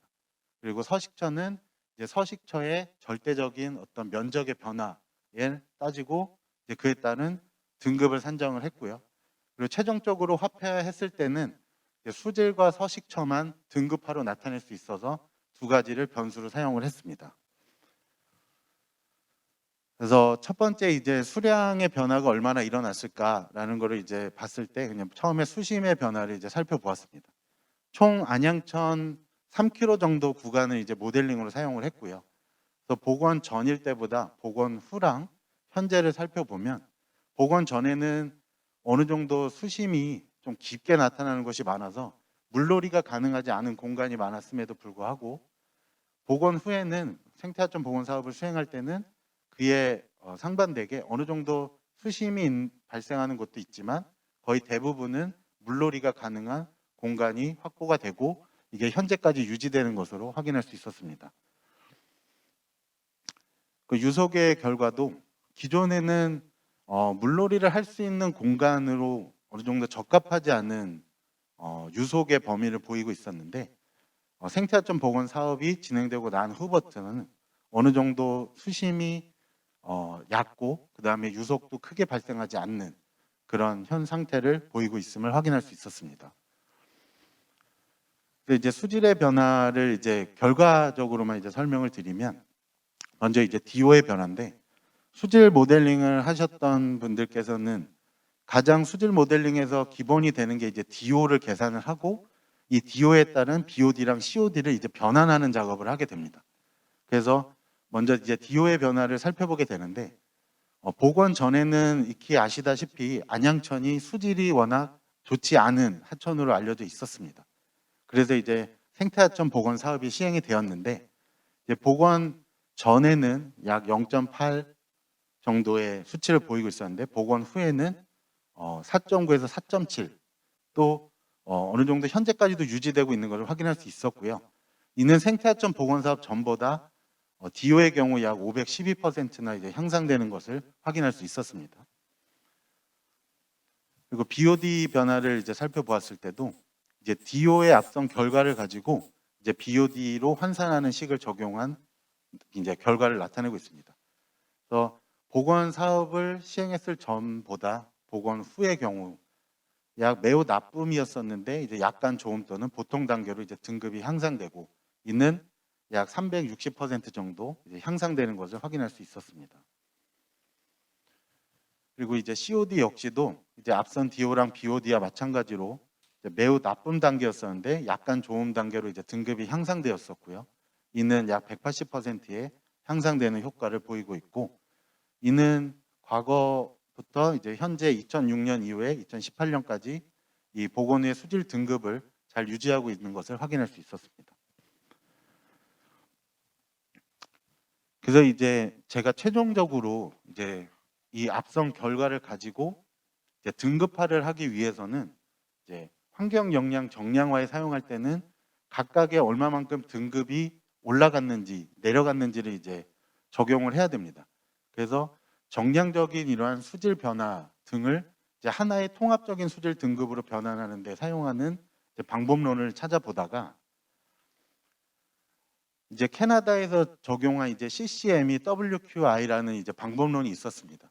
그래서 이 방법론은 이제 총 5가지 단계로 이제 구분을 하게 되는데요. 이제 각각의 수질 DO, BOD, COD 값을 이용해서 이제 점수화를 할 수 있는 환산표가 있습니다. 그래서 각 하천에서 갖고 있는 DO의 범위가 얼마다, 그리고 BOD의 범위가 얼마다, COD의 범위가 얼마다라는 세 가지의 값을 어떤 하나의 식으로 적용을 하면 요 안에 이제 점수화되는 식을 제안을 한 방법입니다. 그래서 앞선 결과를 가지고 저는 이제 CCM WQI 등급 방법을 이용해서 이제 최종적인 등급화를 결정을 지었게 되었는데요. 그래서 앞선 DO랑 BOD, COD 세 가지 방법론을 적용해서 그 CCM WQI 방법을 점수화로 나타내면 복원 전에는 이제 마지널 등급이라고 해서 55.59점이 이제 산출이 됐고, 그다음에 복원 후에는 이제 굿이라는 단계에서 88.56점이라는 점수를 획득하게 됐습니다. 그래서 생태하천 복원 사업 전과 후에서 이 수질 등급은 약 2등급이 향상이 됐고요. 그래서 현재까지도 살펴보았더니 현재는 약간 떨어지긴 했지만 그래도 복원 후와 비교했을 때 등급은 유지하고 있는 것으로 나타났습니다. 그래서 생태하천 복원 사업으로 인해서 안양천의 수질은 최종적으로 2등급이 향상됐다라는 걸로 이제 확인을 하였습니다. 그리고 이제 앞선 수량과 수질의 변화를 이용해서 이제 최종적으로 서식처 분석을 사용하기 위해서 저는 이제 서식처 적합도 모형이라는 것을 사용을 했는데요. 기존의 물리 서식처 분석이라고 하는 거는 이제 수심, 연속, 기층 이 세 가지를 많이 적용을 하고, 저는 이제 수질의 변화까지 고려하기 위해서 수질 인자에 따른 서식처 적합도 곡선을 이제 구축을 해보았습니다. 그래서 이 자료는 이제 안양천을 직접 조사했던 모니터링 자료를 이용해서 먼저 구축을 하고, 그 다음에는 수생태계 모니터링 사업으로 나온 자료를 좀 이용해서 조금 가다듬었습니다. 곡선을. 그래서 총 5가지 어종을 저는 적용을 했고요. 그 5가지 어종에 대한 물리적인 인자랑 화학적인 인자에 대한 곡선은 이제 다음과 같습니다. 그래서 창갈견이, 피라미, 쉬리, 돌고기, 그다음에 줄납자루 총 5가지 어종을 적용을 했고요. 그래서 이에 따른 이제 서식처 분석을 사용한 결과는 이제 다음과 같습니다. 그래서 앞선 정성적인 값이 복합 서식처 적합도 지수라고 하면 저희는 이제 가장 중요한 게 이제 서식처 면적이 얼마나 변화가 일어났냐라는 이제 정량적인 분석이 중요합니다. 그래서 앞선 수질 등급을 하나의 점수화로 나타내는 것처럼 저도 이제 서식처의 면적도 얼마나 등급화할 수 있을까라는 방법론을 찾아보다가 요 사람이 제안한 이제 방법론을 적용한 결과입니다. 그래서 제가 선정한 전체 유형 면적 분의 각 어종이 차지하는 서식처의 면적을 비율로 나타냈을 때 이제 각각의 퍼센트가 얼마만큼 나오냐라는 걸로 이제 등급화를 매길 수 있는 방법입니다. 그래서 복원 전에 5가지 어종을 적용했을 때는 로우 등급이었는데 복원 후에는 미디움 등급으로 1등급이 향상되는 것을 확인할 수 있었고요. 이는 현재까지 유지되고 있는 것을 알 수 있었습니다. 이제 앞선 물리적인 이제 결과는 이제 제가 이제 물리서식처 분석을 이용해서 또한 결과를 나타냈고, 결론적으로는 수량, 수질, 수생태 중에 수질과 수생태의 등급만을 이제 환경 역량에 대한 화폐화에 이제 사용을 했다는 것만 알려드렸습니다. 이 환경 역량 화폐화에는 저희가 이제 생태계 서비스 가치 평가라는 걸로 이제 익히 알고 계실 텐데, 일반적으로 환경 역량 화폐화에는 선호 기반 접근법과 이제 비용 기반 접근법이라고 하는 것이 있습니다. 그래서 비용 기반 접근법은 이제 뭐 대체 비용법, 보건 비용법 등이 이제 사용되고 있는데, 저는 이제 일반적으로 선호 기반 접근법을 많이 사용을 합니다. 그래서 얘는 요 표에서 보시다시피 진술 선호법이라고 하는 거고요. 그 다음에 이제 총 3가지 중에 저는 요 진술 선택법, 그래서 속성을 기반으로 한 진술 선택법을 이제 사용하여 이제 도출을 하였습니다. 그래서 일반적으로 어떤 한 시장 화폐의 값이 정해져 있으면 그 시장 가격을 이제 우선적으로 사용하는 전제 조건이 있는데, 저희가 자연 환경이 주는 어떤 가치를 평가할 때는 시장 가격으로 매길 수 없기 때문에 이거를 이제 우선적으로 사용할 수가 없습니다. 그래서 간접적으로 저희가 평가하는 방법 중에 하나가 선호에 대한 직접적인 질문을 통해 알아내는 방식으로 이제 도출하게 됩니다. 이거를 소위 사람들이 얘기하는 이제 지불의사 방법론이라고 해서 willing to pay라는 방법론을 이제 적용을 하게 됩니다. 그래서 저는 선호 기반 접근법에서 이제 지불의사 방법에 대한 방법론을 적용해서 이제 나타낸 결과입니다. 그래서 일반적으로 이제 환경 영향 화폐에 대한 이제 분석 절차는 기존에 이제 안소은 박사님이 제안한 4대강 설문조사에서 이제 3천 가구에 대한 거를 설문조사를 했었습니다. 그리고 선택실험법을 적용해서 수질 등급이랑 TP를 연계한 모형을 이제 제안을 했었고요. 그래서 이 TP 수치 개선에 따른 이제 윌링 투 페이를 도출하고 최종적으로 편익을 이제 추정한 이제 연구 방법론을 좀 따라갔었습니다. 그래서 본 연구에서는 이제 사용한 게 선택 실험법을 적용해서 수질 수생태 등급별 모형을 이제 활용을 했습니다. 활용을 할 때 아까 말씀드린 이제 단일 수질 지표인 WQI 방법을 사용했고요. 그다음에 수생태는 그 HHS 인덱스라고 하는 면적의 변화에 따른 등급의 변화를 사용을 했습니다. 그래서 선택 실험법을 이라는 모형에 저희가 적용을 해서 값을 산정을 하고 최종적으로는 저희가 생태안전 보건 사업에 따른 편익이 얼마나 될 것인가를 이제 결론을 내렸습니다. 그래서 저희가 이제 앞선 4대강 사업을 했을 때 이제 안소은 박사님이 이제 수개별 설문조사를 이제 수행을 했었는데 이때 했던 거는 이제 3,000명을 대상으로 이제 했었고 저희는 추후에 이제 안양천 근처에 사시는 어떤 가족 단위로 했을 때 거의 찾아오시는 분들을 대상으로 1,000명 정도의 설문조사를 따로 수행을 했었습니다. 그래서 저희가 이제 선택실험법의 생태계 서비스 주요 속성에 친수 기능은 어떻고, 그다음에 수생태 기능, 그다음에 수위의 값, 그다음에 수질이 얼마나 좋아졌는지를 알려드리고 의사를 여쭙고, 그다음에 저희가 이제 금액을 산정하기 위해서 과연 이러한 기능이 좋아진다고 했을 때 무리용은 얼마만큼 내겠습니까? 라고 이제 하는 총 5가지의 주요 속성을 이제 내포를 하였습니다. 그래서 선택 실험법에 따른 이제 저희가 이제 수준이랑 변화를 한 표에 나타내 본 결과인데요. 각각의 앞서 말씀드린 이제 5가지 기능에 대해서 수준을 뭐 매우 나쁘다, 나쁘다, 보통이다, 좋다, 매우 좋다, 총 5가지 기준 수준으로 남기고, 그 다음에 설문조사 때 과연 1단계 감소하고 변화 없고 1단계 증가했을 때 과연 지불의사가 있겠습니까? 라는 거를 이제 총 1,000분을 대상으로 이제 수행을 했습니다. 그리고 이제 편익이라는 거를 이제 최종적으로 분석을 하게 되는데, 이제 편익 분석에는 저 앞서 물리적인 분석에서 나온 이제 수질과 수생태를 이용해서 분석을 했고요. 수질 같은 경우는 약간 나쁨에서 약간 좋음인 2단계가 향상을 했고, 그다음에 수생태는 나쁨에서 보통 단계인 1단계가 산성을 했습니다. 그리고 편익 분석 모형에는 이제 ECL 모형이라는 거를 이제 사용을 했습니다.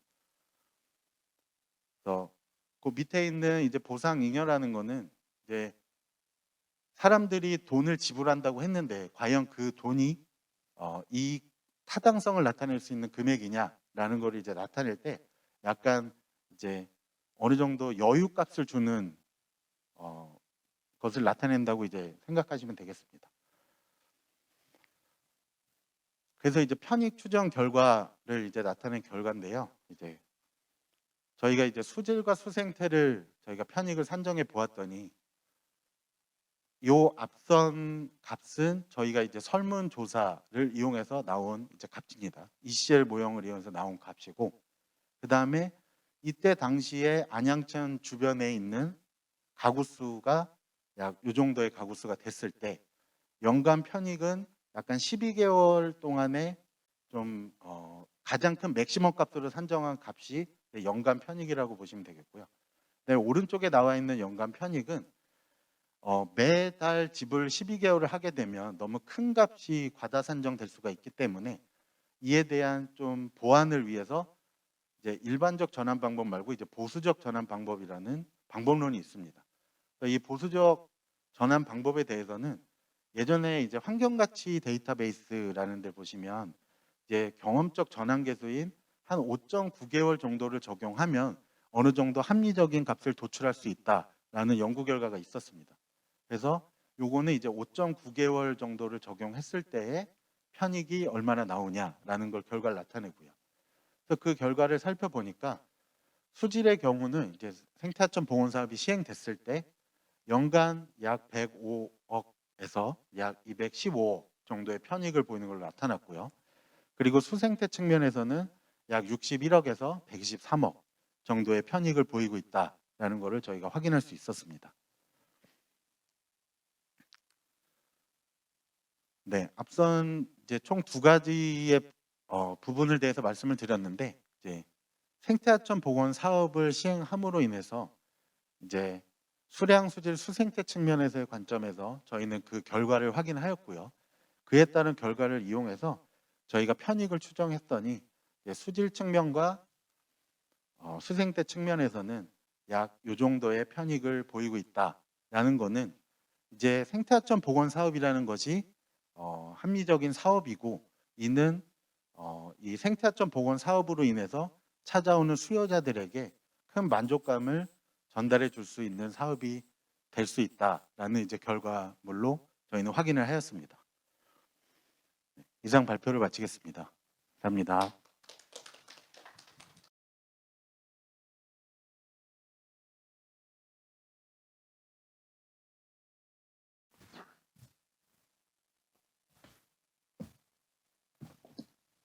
예, 발표 잘 들었습니다.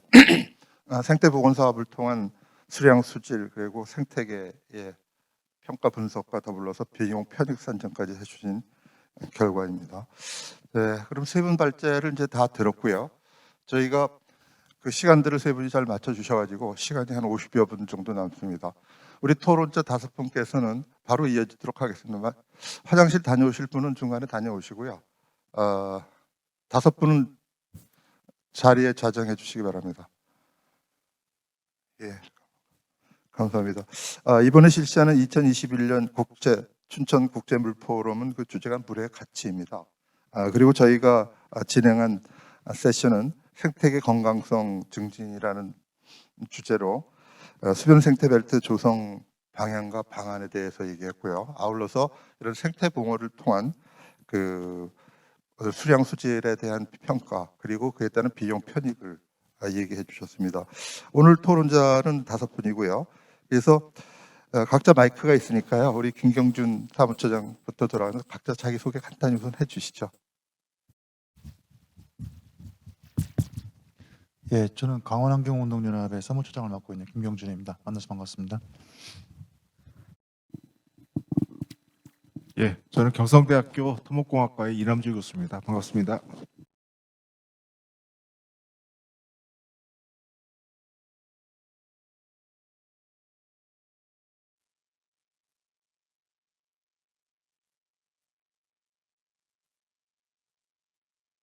인하대학교 생명과학과 조광인 교수입니다. 오랫동안 하천에서 식생에 대해서 연구를 하고 있습니다. 네, 반갑습니다. 저는 한국수자공사 물환경처장 황상철입니다. 만나서 반갑고요. 오늘 많은 그 발표를 통해서 많은 것을 얻고 또 토의를 통해서 저희들이 현장에서 어떻게 적용할지 많은 아이디어 주셔서 감사합니다. 고맙습니다. 예, 다시 한번 우리 5분 토론자께 귀한 시간을 내주셔서 감사 말씀드리고요. 저희가 시간이 한 50여 분 정도 남아 있습니다. 그래서 한 분당 10분씩 이제 가능한데요. 우선 첫 번째 그 토론은 한 5분 정도로 해서 뭐 오늘 발제된 내용도 좋고요. 또 이걸 통해서 뭐 이렇게 더 다른 코멘트를 해주신다든지 이런 쪽으로 해주시기를 부탁을 드리겠습니다. 그러면 아까 자기 소개한 순서대로 김경준 우리 사무처장님부터 먼저 말씀해 주시기 바랍니다.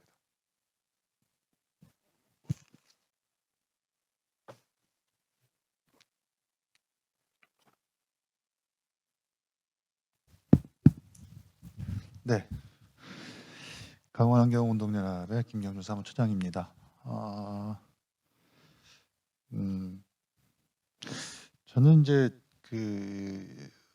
이 물포럼에서 지금 세션 자체가 생태계 건강성 증진으로 주제를 가지고 얘기들을 좀 하고 있는데요. 개인적으로 현장에서 물운동 등등등등을 한 지가 좀 오래되었습니다. 그래서 현장에서 물 운동을 이제 하는 부분들에서의 답답한 부분들도 있고 여러 가지 형태들을 이제 현장에서 나오는 내용들을 이제 비교해서 사실은 생각들을 많이 하게 되어집니다.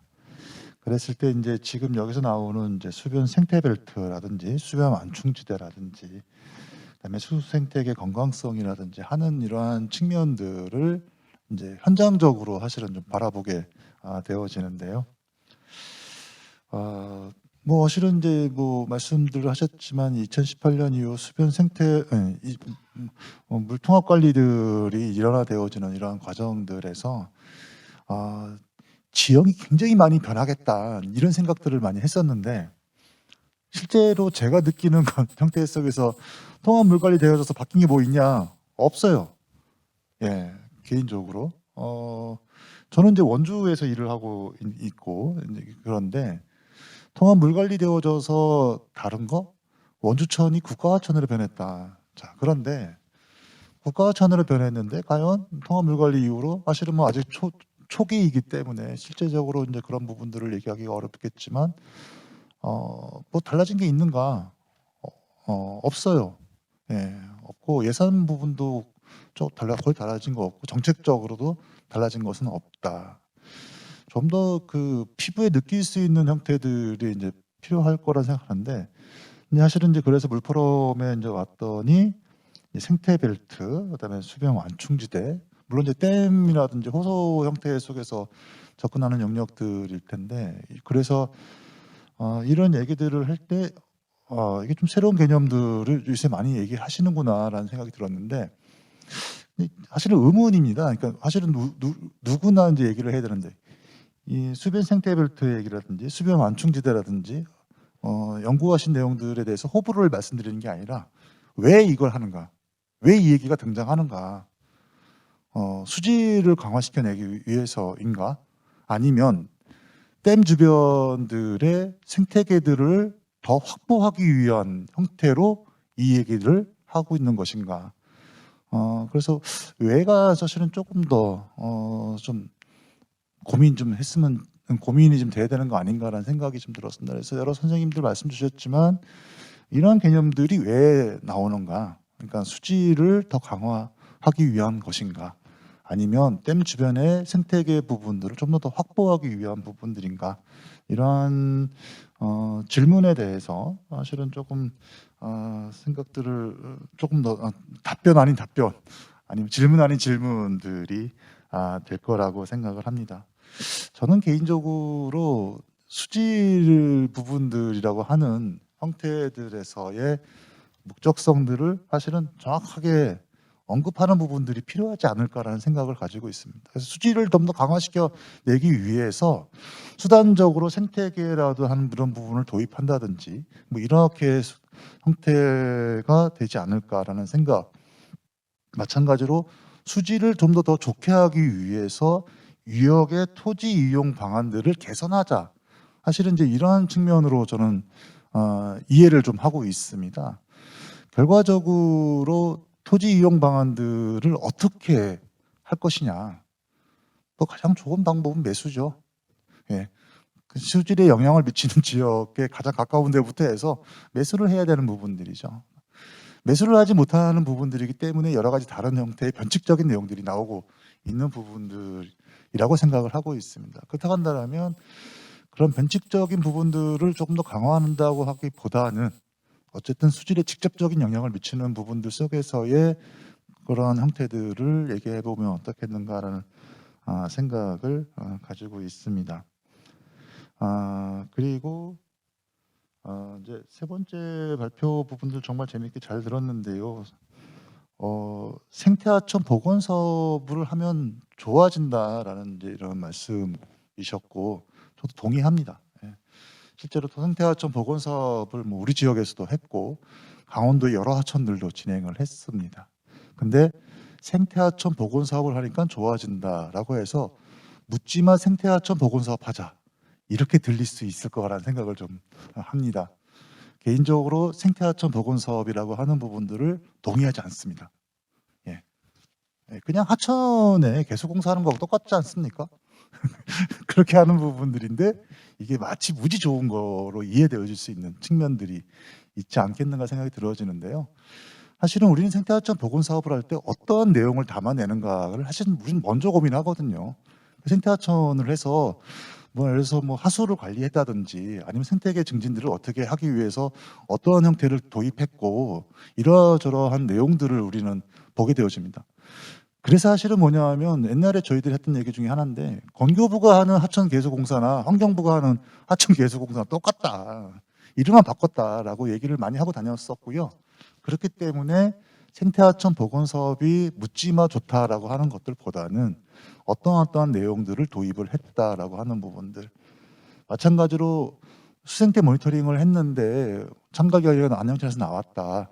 뭐 예전에는 사실은 서식처 면적들을 총괄로 해가지고 뭐 이렇게 표현하셨지만 어디서 나왔던 부분들이 얼마만큼 확대되었다라고 하는 형태들의 이제 이렇게 지도를 보여주시면 더 좋을 거라는 생각들도 저는 개인적으로 했습니다. 그런데 사실은 생태하천 복원 사업의 내용성 부분들을 조금 더 부각하는 부분과 더불어서 하천에 대한 편익 계산들은 상당히 많이 정말 재밌었는데요. 조금은 너무 조금 좀 현재 모습들이 너무 돈 따지는 형태로 가는 것 같아서 좀 안타깝다라는 생각이 들긴 드는데 하천의 하천을 어떤 형태든 간에 이용하는 사람들은 수질이 낮았기 때문에 좋다고 얘기합니다. 근데 하천을 이용하지 않는 사람들 또한 그런 생각을 하고 있는가? 즉 하천의 거리적인 측면 속에서 거주하는 상태의 사람일수록 내용이 달라질 거라고 저는 예상을 좀 하게 되어지는데 이제 뭐 이러한 부분들 또한 마찬가지로 같이 좀 접근해서 하천을 직접적으로 활용하는 사람들, 이용하는 사람들과 하천을 간접적으로 이용하는 사람들의 차이들도 있을 거라는 생각들을 하고 있고 사실은 우리가 하천 사업들이라든지 물운동 관련해서 사실은 가장 중요한 거는 하천과 관련이 없는데 하천에 대해 생각하고 있는 사람들이 어떻게 그 생각들을 바꿔 나갈 것인가가 훨씬 더 중요한 측면들이기 때문에 이제 그런 부분들이 조금 더 보완되면 좀 어떨까라는 생각들을 좀 해봤습니다. 저는 이 정도 말씀드리겠습니다. 고맙습니다. 예, 감사합니다. 지금 뭐 질문 아닌 질문이라고 얘기하셨는데요. 이 얘기는 뭐 굳이 이게 토론이 아니라 이제 정보 공유라든지 서로 생각하는 바를 서로 교환하고 공유하는 자리니까요. 우선 5분의 토론자 얘기를 듣고요. 관련된 그 질문에 답을 하시면은 우리 나중에 5분 듣고 순서대로 듣도록 하겠습니다. 다음은 우리 이남주 교수님부터 합니다. 예, 경성대 이남주 교수입니다. 방금 그 김경준 사무처장님께서 좋은 말씀을 많이 해주셨는데요.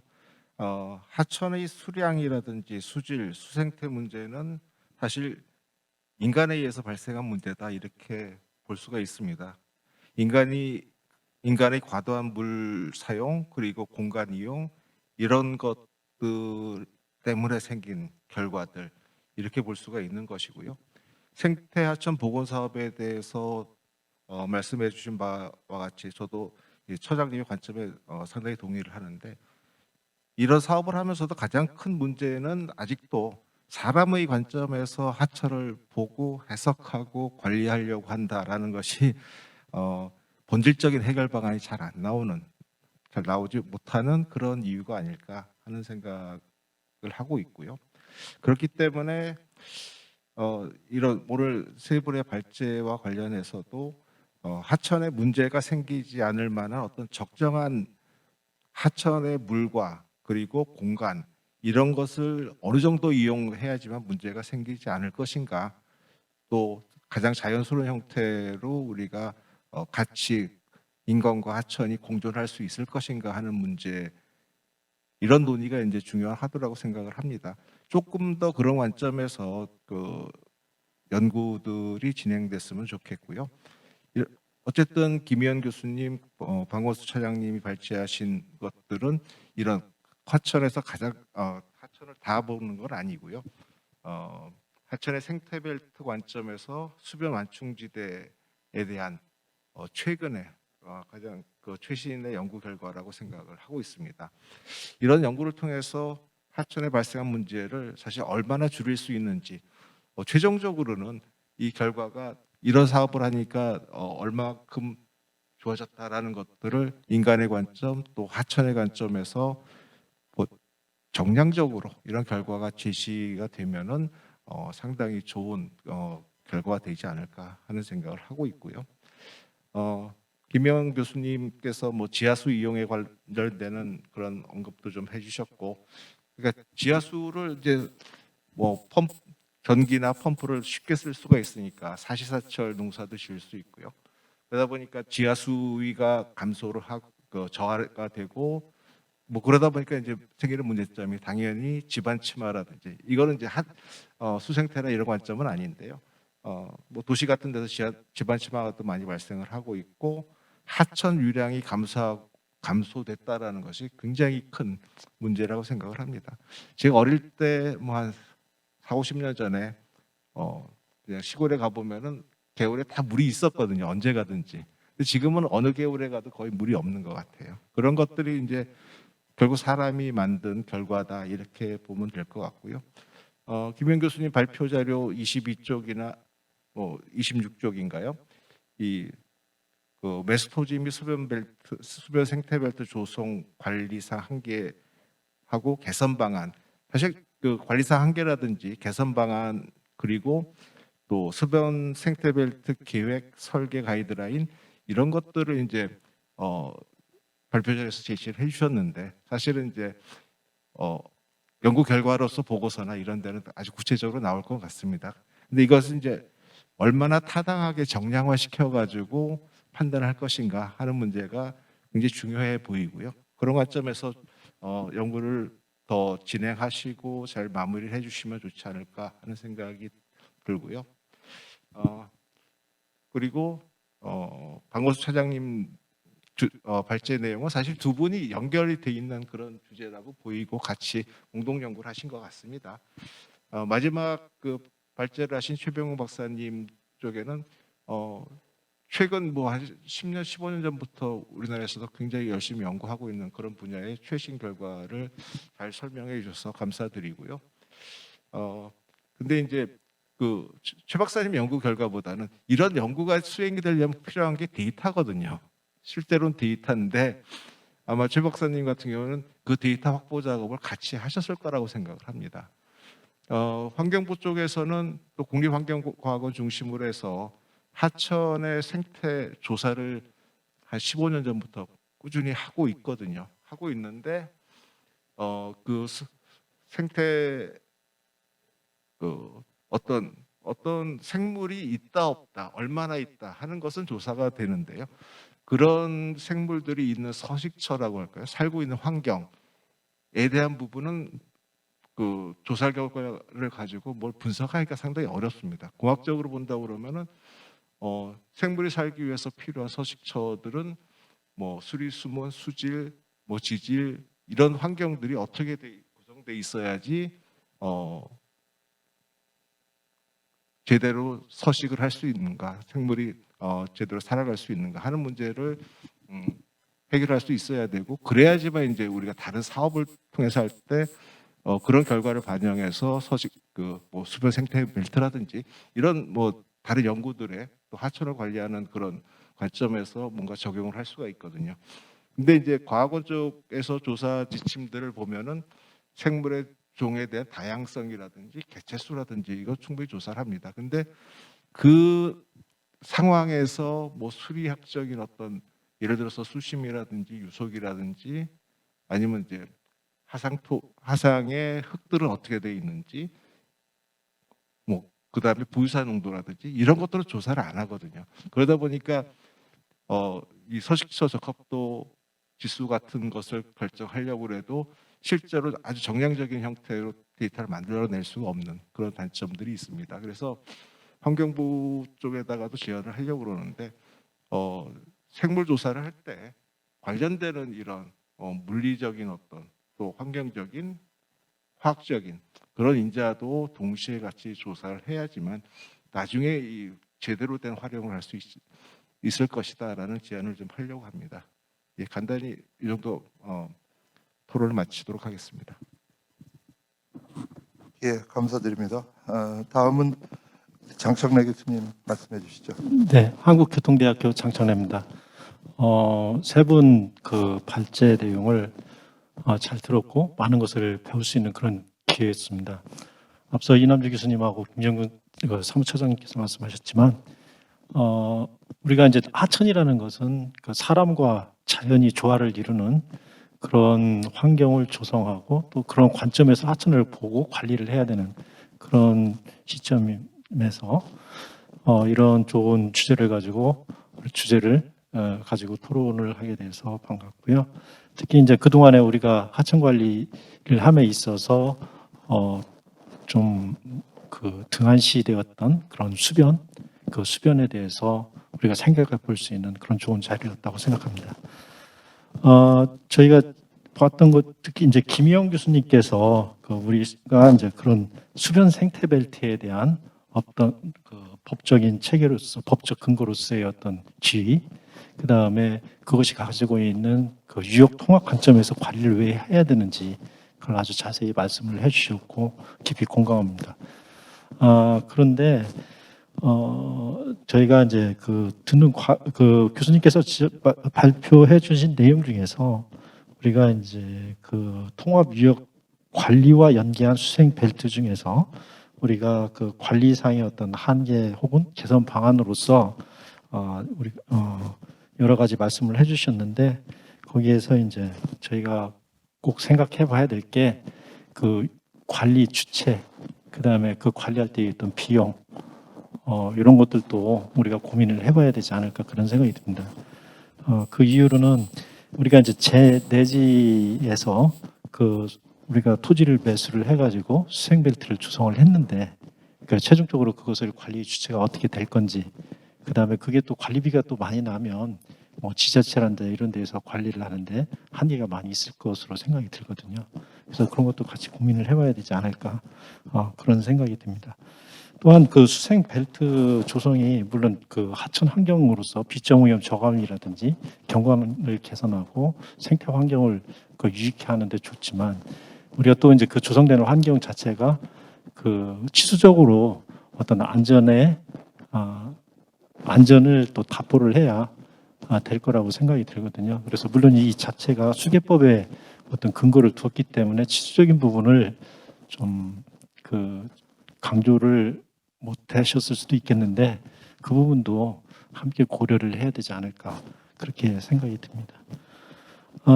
또 하나가 그 아까 그 김희영 교수님께서 그 사례로 낙동강 지류인데 합천댐 하류를 사례로 들어서 여기를 이제 복원이 필요한 구역 또는 생태적으로 보존을 해야 되는 구간, 그 다음에 치수적 안정성 확보를 위해서 좀 관리를 해야 되지 않을까 하는 그런 구간, 세 구간의 사례를 들어주셨는데요. 사실 아까 교수님께서 말씀하셨던 것처럼 우리가 이 생태벨트라는 것은 우리가 그 제 내지에서 우리가 해야 되는 이런 그 사업이긴데 사실은 아까 예로 들어준 분은 그 사실은 제외지가 아닌가 이렇게 생각이 들거든요.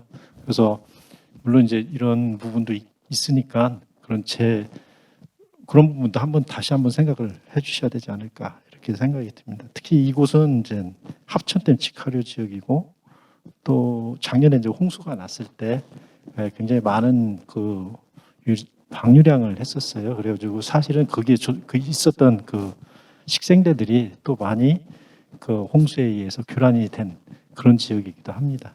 그래서 그런 부분도 좀 생각을 해주셨으면 좋겠고요. 우리 방권수 차장님께서 또 이제 그와 더불어서 그 생태 벨트보다는 이제 수변 완충지대 이걸 또 말씀을 해주셨습니다. 그러니까 수변 완충지대는 그 김희영 교수님이 그 적용하는 대상은 수계법에 적용을 받지만 이 수변 생태구역은 또 불환경 보존법에 적용이 되는 지역이고요. 사실은 이제 이게 수상 쾌워터이기 때문에 상시 만수위하고 그 다음에 그 계획 홍수위 사이에 어떤 그 구간을 우리가 이제 생태 수변 구역으로 설정을 해서 계획을 하고 조성을 할 수 있는 그런 좋은 아이디어라고 생각을 합니다. 근데 그 이 구역은 사실은 그 홍수 때면 침수가 되는 그런 구역이거든요. 그래서 침수가 되는 구역이기 때문에 이곳은 이제 또 그 과도한 그 시설 이런 것들이 도입이 되면 오히려 그 오염원이 될 수가 있는 거예요. 사실은 이제 반대의 효과가 나올 수 있는 그런 구역이기도 합니다. 그래서 그런 것을 할 때 좀 신중하게 생각을 해야 될 거라고 생각이 들고요. 아까도 말씀드렸지만 여기에 이제 또 이런 자연적인 시설이 있음에도 불구하고 사람들이 또 많이 또 접근을 할 수 있는 그런 기회를 또 제공할 수도 있거든요. 그래서 그런 경우는 아까도 말씀드린 것처럼 어떤 안전이라는 부분, 그 다음에 어떤 유지 관리할 때 어떤 비용 부분, 그런 부분도 좀 생각해야 되지 않을까 이런 생각이 듭니다. 그래서 여기에서는 그런 것들이 조금 간과되어 있지만 실제 어떤 계획을 수립해서 사업을 추진할 때는 아마 그런 것을 아마 고려하시리라 생각이 듭니다. 마지막으로 우리 최병훈 박사님께서 그 물리 서식처 분석을 통한 그 생태하천 봉헌 사업의 수량, 수질, 수생태 통합 분석 연구를 안양천을 대상으로 했던 결과를 말씀을 해주셨는데 좀 전에 어때요? 이남주 교수님께서 말씀하신 것처럼 사실은 이제 저도 이걸 안양천을 보면서 이 연구 결과를 보면서 하천의 어떤 물리적 특성, 즉 하드 특성이죠. 그런 부분들과 함께 우리가 이제 수질과 어떤 생태 서식처의 어떤 변화 과정을 봐야 되는데 그 하천의 어떤 물리적 특성들이 어떤 나타나지 않아서 그런 건 좀 아쉽다고 생각이 듭니다. 특히 이제 그 우리 수질은 사실은 그 사업 이전하고 사업 이후 거의 변동성이 없는데 이런 것은 이제 유역에서 오염 저감 시설들이 굉장히 잘 됐고 유지가 돼서 그 수질이 잘 유지되는 걸로 생각이 들거든요. 좋은 상태로 유지되는 걸로 알고 있는데 그런 것들도 같이 봤으면 어떨까 하는 생각이 듭니다.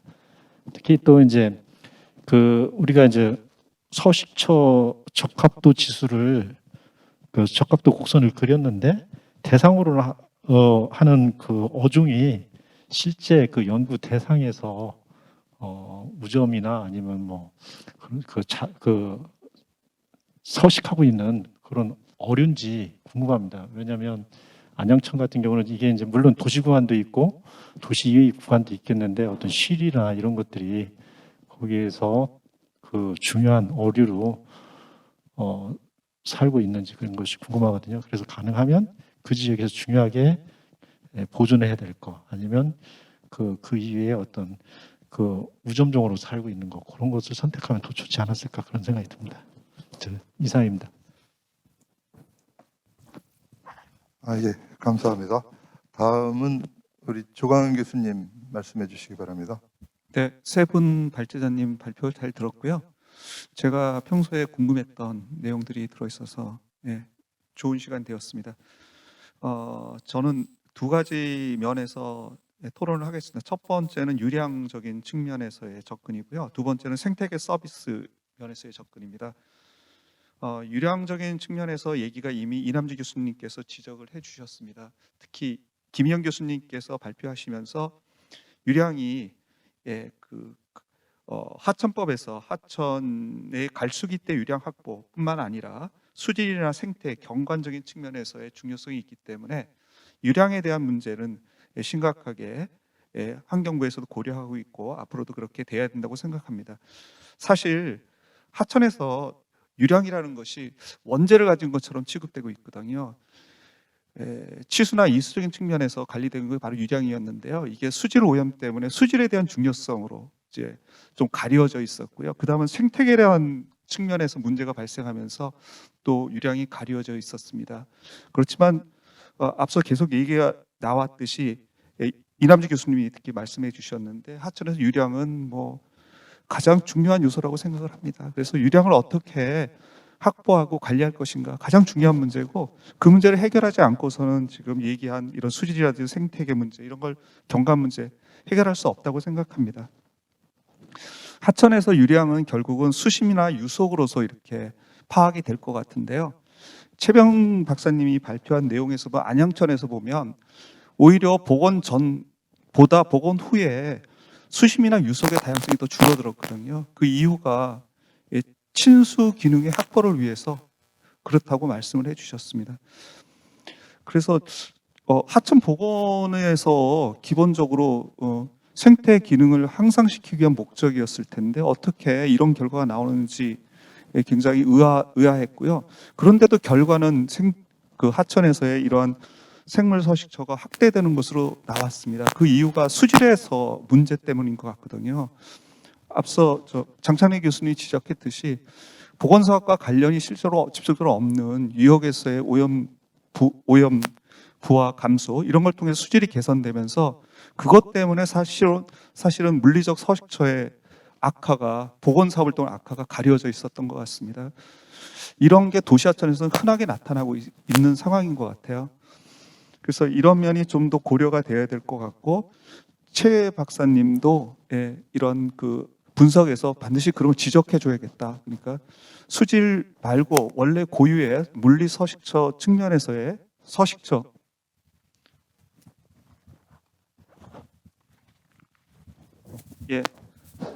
서식처의 파악이 먼저 더 중요하다고 생각을 하고 그 점을 지적해 주셔야 될 것 같습니다.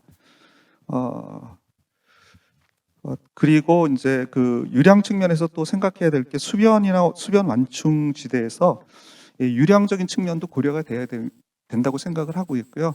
아까 김현 교수님이 말씀을 해주셨습니다. 그래서 이 수변이나 수변 지역에서의 뭐 유량을 조절할 수 있는 제어할 수 있는 방안들이 심각하게 고려돼야 된다. 천변 저류지라든지 아니면 투수 지면적의 확보, 지하수 재충전을 위한 이런 것들이 필요하고요. 특히 김영 박사님이 말씀하신 그 다양한 물길 형성 굉장히 중요하다고 생각합니다. 제방으로 격리되어 있는 제네지와 제외지 사이에서 사실은 물길이 굉장히 제한되어 있거든요. 그래서 다양한 형태로 자연적인 물길을 연결해주는 그런 노력들이 반드시 필요하다고 생각이 됩니다. 또 방건수 차장님께서 말씀하신 그 댐 홍수터 같은 경우에는 저는 그렇게 생각합니다. 근본적으로 댐이 문제인 거죠. 댐 자체가 문제이고 댐 자체에서 문제가 해결 안 됐을 때 뭐 댐 홍수터 문제를 이야기한다고 생각합니다. 댐 관리자는 일단은 댐에서의 운영 방안을 근본적으로 생태적으로 개선하는 노력을 먼저 하고 그 다음에 댐 하류라든지 댐 상류에서의 생태계 문제를 다뤄야 된다고 생각합니다. 그래서 K-워터는 뭐 지금도 그런 그 기조를 갖고 있습니다만 더 적극적으로 생태계 관점에서 댐 운영을 어떻게 할 것인가에 심각하게 고민을 해주실 필요가 있다고 생각합니다. 두 번째는 좀 얘기가 길어졌는데요. 생태계 서비스 측면에서 이제 얘기인데요. 그 생태계 서비스 측면에서의 중요성은 최병훈 박사님이 말씀을 해주셨습니다. 그래서 생태계가 직감적으로 인간에게 주는 이득에 대한 평가인데요. 사실 아까 계속 얘기가 나왔듯이 하천이 인간과 생물이 서로 공존하는 장소이긴 하지만 결과로 나중에는 결국 우리가 인간이기 때문에 어쩔 수 없이 인간적인 사람의 관점에서 파악할 수밖에 없다고 생각을 합니다. 그건 어쩔 수 없는 면이고요.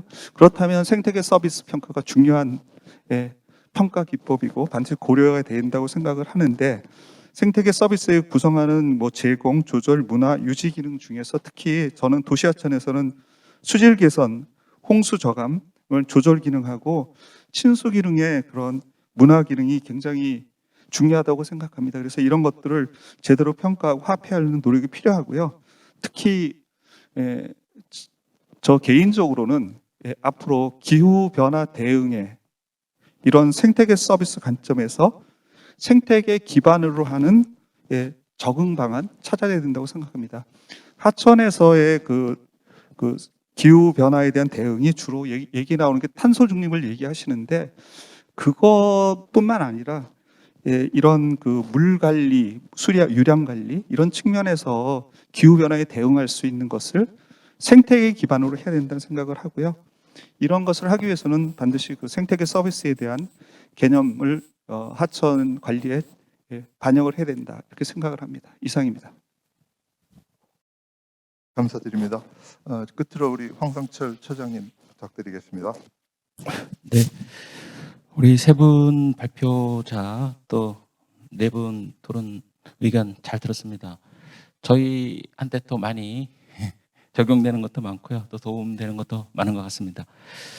먼저 우리 김경준 우리 처장님께서 말씀하신 이제 물 관리 일어나 이후에 달라진 것이 별로 없다 이렇게 말씀하신 부분들을 저희들이 이 부분을 통해서 좀 해결하려고 고민을 좀 많이 하고 있습니다.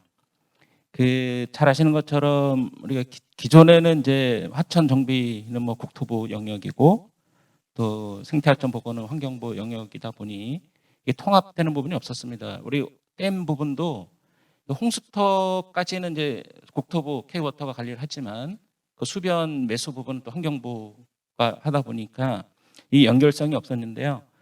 이제 일원화가 되고 또 하천 관리 일원화가 이제 내년 1월 1일부터 시행이 되기 때문에 저희가 이런 통합적인 모델을 아까도 뭐 발표도 김영 교수님도 해주시고 우리 박원 처장도 해주셨는데 그런 선도적인 모델을 좀 만들어서 정말 자연성에 버금가는 자연에도 좋고 사람들에게도 좋은 그런 모델을 좀 많이 고민을 좀 하고 있고요. 그 선도 사업으로 지금 많이 가고는 있습니다. 지금 대청댐에도 일단 2군데를 만들어서 좀 저희 자체 예산을 투입을 해서 이제 2군데를 만들어 놨고요. 또 각 그 유역청에서 또 수계기금으로 기본 계획을 이제 수립을 하는 단계에 있습니다. 4대강 전반에 대해서 그 생태 벨트를 어떻게 효율적으로 그 홍수터 플러스 이제 수변 생태 벨트 구역까지 연계해서 할 수 있는 부분들을 잘 지금 막 준비 단계에 있습니다. 지금 기본 구상 수립 단계에 있는데 오늘 주신 부분들 잘 적용해서 저희가 한번 잘 만들어 볼 수 있도록 하겠습니다. 많은 관심과 좀 계속적인 지원을 부탁드리고요.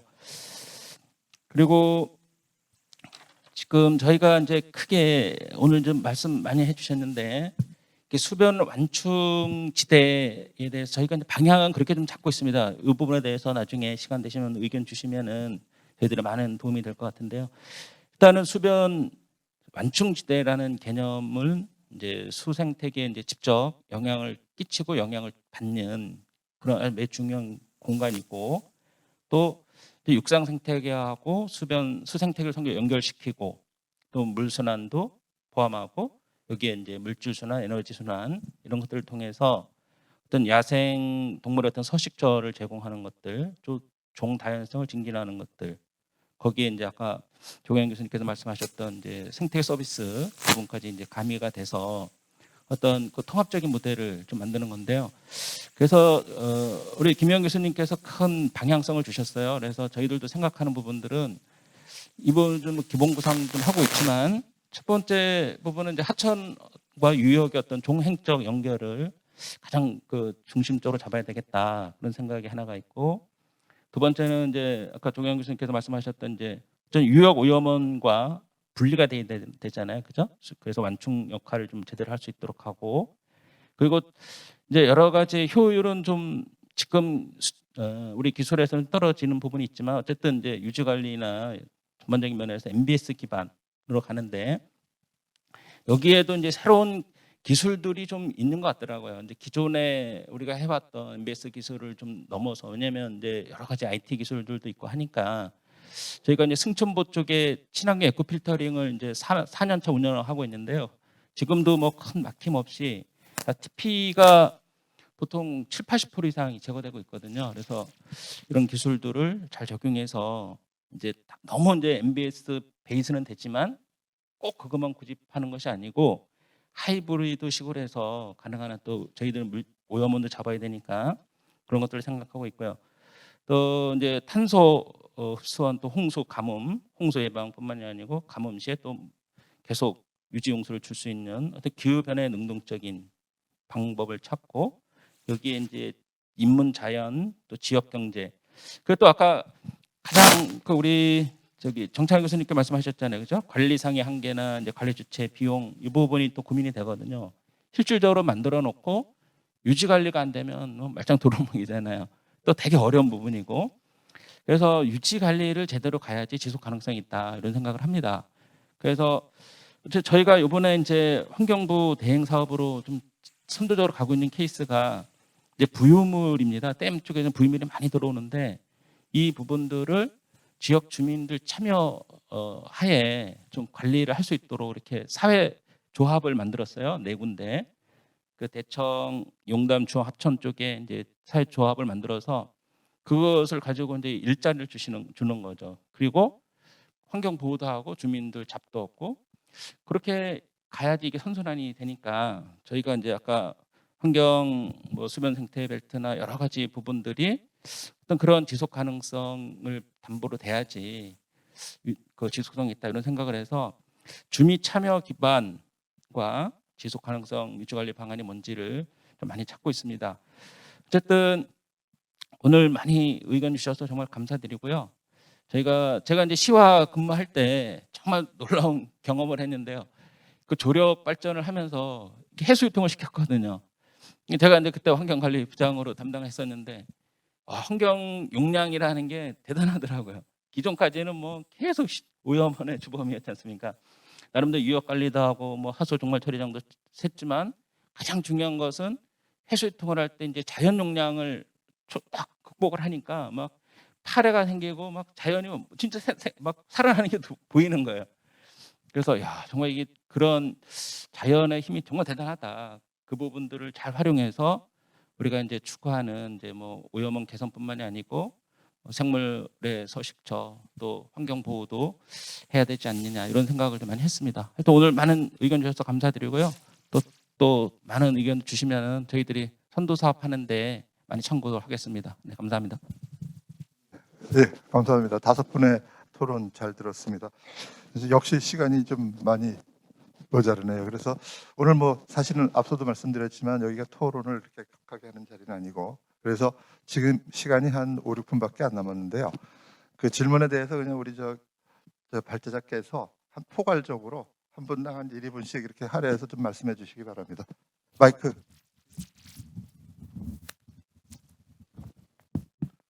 네. 그 시간이 많았기 때문에 그냥 간단하게 포괄적으로 제가 할 수 있는 답변을 좀 드리겠습니다. 그동안 이 통합 물 관리가 되기 전에는 사실 그 생태 전문가와 수질 전문가, 수량 전문가가 같이 솔직히 좀 괴리된 상태로 있었기 때문에 서로 이 각자 벽을 가지고 접근하는 식이어서 좀 협력이 어려운 상태였습니다. 지금은 이제 그게 좀 많이 해소가 될 것 같고요. 그 다음에 이제 사실은 그 재내지, 재외지 연계성이 상당히 중요하고 아까 저 환강 경우에서는 단지 낙동강청이 일단은 그 재외지에 한해서만 보여달라라고 해서 그것만 보여준 거라고 보시면 되겠고요. 그리고 유량 정말 중요합니다. 그래서 유량이라고 하는 게 이제는 앞으로 하천이라고 하는 게 갈수기 때는 재내지에서 재외지로 물이 이동을 하고 홍수기 때는 재외지에서 재내지로 물이 이동하는 그러한 앞으로 구조가 돼주는 방향으로 가져야 되기 때문에 그러한 방향으로 앞으로 이제 수변 생태 벨트가 조성이 필요할 것 같고요.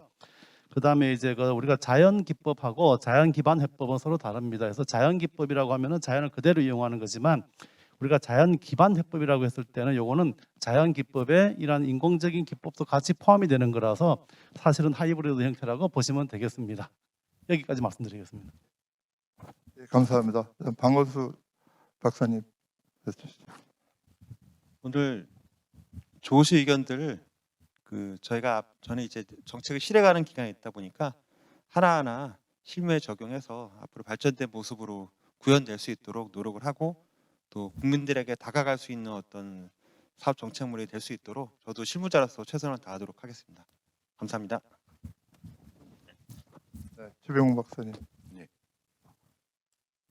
소중한 의견 많이 주셨는데 뼈를 많이 맞은 것 같습니다. 그 의견 중에 먼저 편익 개선할 때 거기에 이용자만을 대상으로 저희는 이제 생각을 했는데 간접적으로 이용한다는 거는 저희는 이제 고려를 아예 안 하고 있었기 때문에 그거는 추후에 한번 다시 생각해서 앞으로의 인식 개선 방향으로 해보도록 하겠습니다. 그리고 그 서역자 적합도 곡선 작용 저희 구축을 할 때 요거는 연구 대상 출연 어종 여부에 대한 자료는 찾을 수가 없어서 저희가 실제적으로 한강 유역을 대상으로 살고 있는 어종을 대상으로 했습니다. 그래서 직접 나가서 구축을 한 거는 자료가 200개 정도밖에 안 되고요. 나머지는 그냥 기존에 구축된 것만을 사용한 한계점이 있었습니다. 그리고 이남주 교수님이 말씀해 주셨지만 국립환경과학원에서도 이제 저희가 실제 나가서 실측을 합니다. 근데 사람이 들어갈 수 있는 곳만 실측을 하다 보니까 실제적으로 실무에 적용하기에는 정말 어렵다는 거는 저희도 익히 알고 있지만, 실제적으로 이런 사업이 잘 진행이 많이 안 되기 때문에 환경부에서 돈을 잘 안 주는 단점이 있더라고요. 저도 가보니까. 그래서 요거는 아마 건의를 해주시면 점점 수생태계 사업 돈이 많아지니까 좀 바뀌지 않을까라고 생각을 합니다. 그리고 아까 조가연 교수님 말씀하셨듯이 이 유량을 제가 생태계 서비스에 넣지 않은 이유는 유량이 작아졌는데 수질은 좋아졌다. 이거는 어폐가 있었습니다. 그래서 저희가 유형 모델링을 하면서 상류의 시설이 많아지다 보니까 당연히 하천으로 유입되는 오염원이 없었습니다. 그래서 수질이 좋아진 것뿐이었고요. 그래서 유량을 뺀 거고, 다만 수질과 수생태를 연계해 보자라는 걸로 이제 취지하에 그렇게 했습니다. 그래서 앞으로는 좀 전체적인 구체적인 내용들을 좀 잘 정리해서 발표하는 자리가 또 있었으면 좋겠습니다. 감사합니다. 예, 우리 토론자께서 해주시고 세 분 발제자 의견 들었습니다. 혹시 그 하시면서 우리 5분 토론자께서 한 1, 2분 남았으니까 뭐 이런 거 정도는 더 얘기해야 되겠다 한 말씀해 주시기 바랍니다. 예, 감사합니다. 지금 그래서 시간도 이제 됐고요. 우리가 이렇게 중요한 주제를 가지고 2시간에 걸쳐서 모든 것을 결론으로 이끌어내고 완벽한 어떤 해답을 얻기는 쉽지 않다고 판단되어집니다. 추후에도 우리 여기 토론자 또는 발제자께서 이쪽에 관심을 가지고 이 학문의 발전이라든지 그걸 통한 우리 지역사회 기여에 대해서 서로 다 같이 합심해 나가면 좋은 하천 환경이나 물 환경, 이런 생태계 서비스를 받을 수 있을 거라고 판단되어집니다. 그러면 오늘 세 분 발제자 깊이 감사드리고요. 우리 토론자 5분도 감사드립니다. 이상으로 생태계 건강성 증진에 대한 세션을 마치도록 하겠습니다. 감사합니다.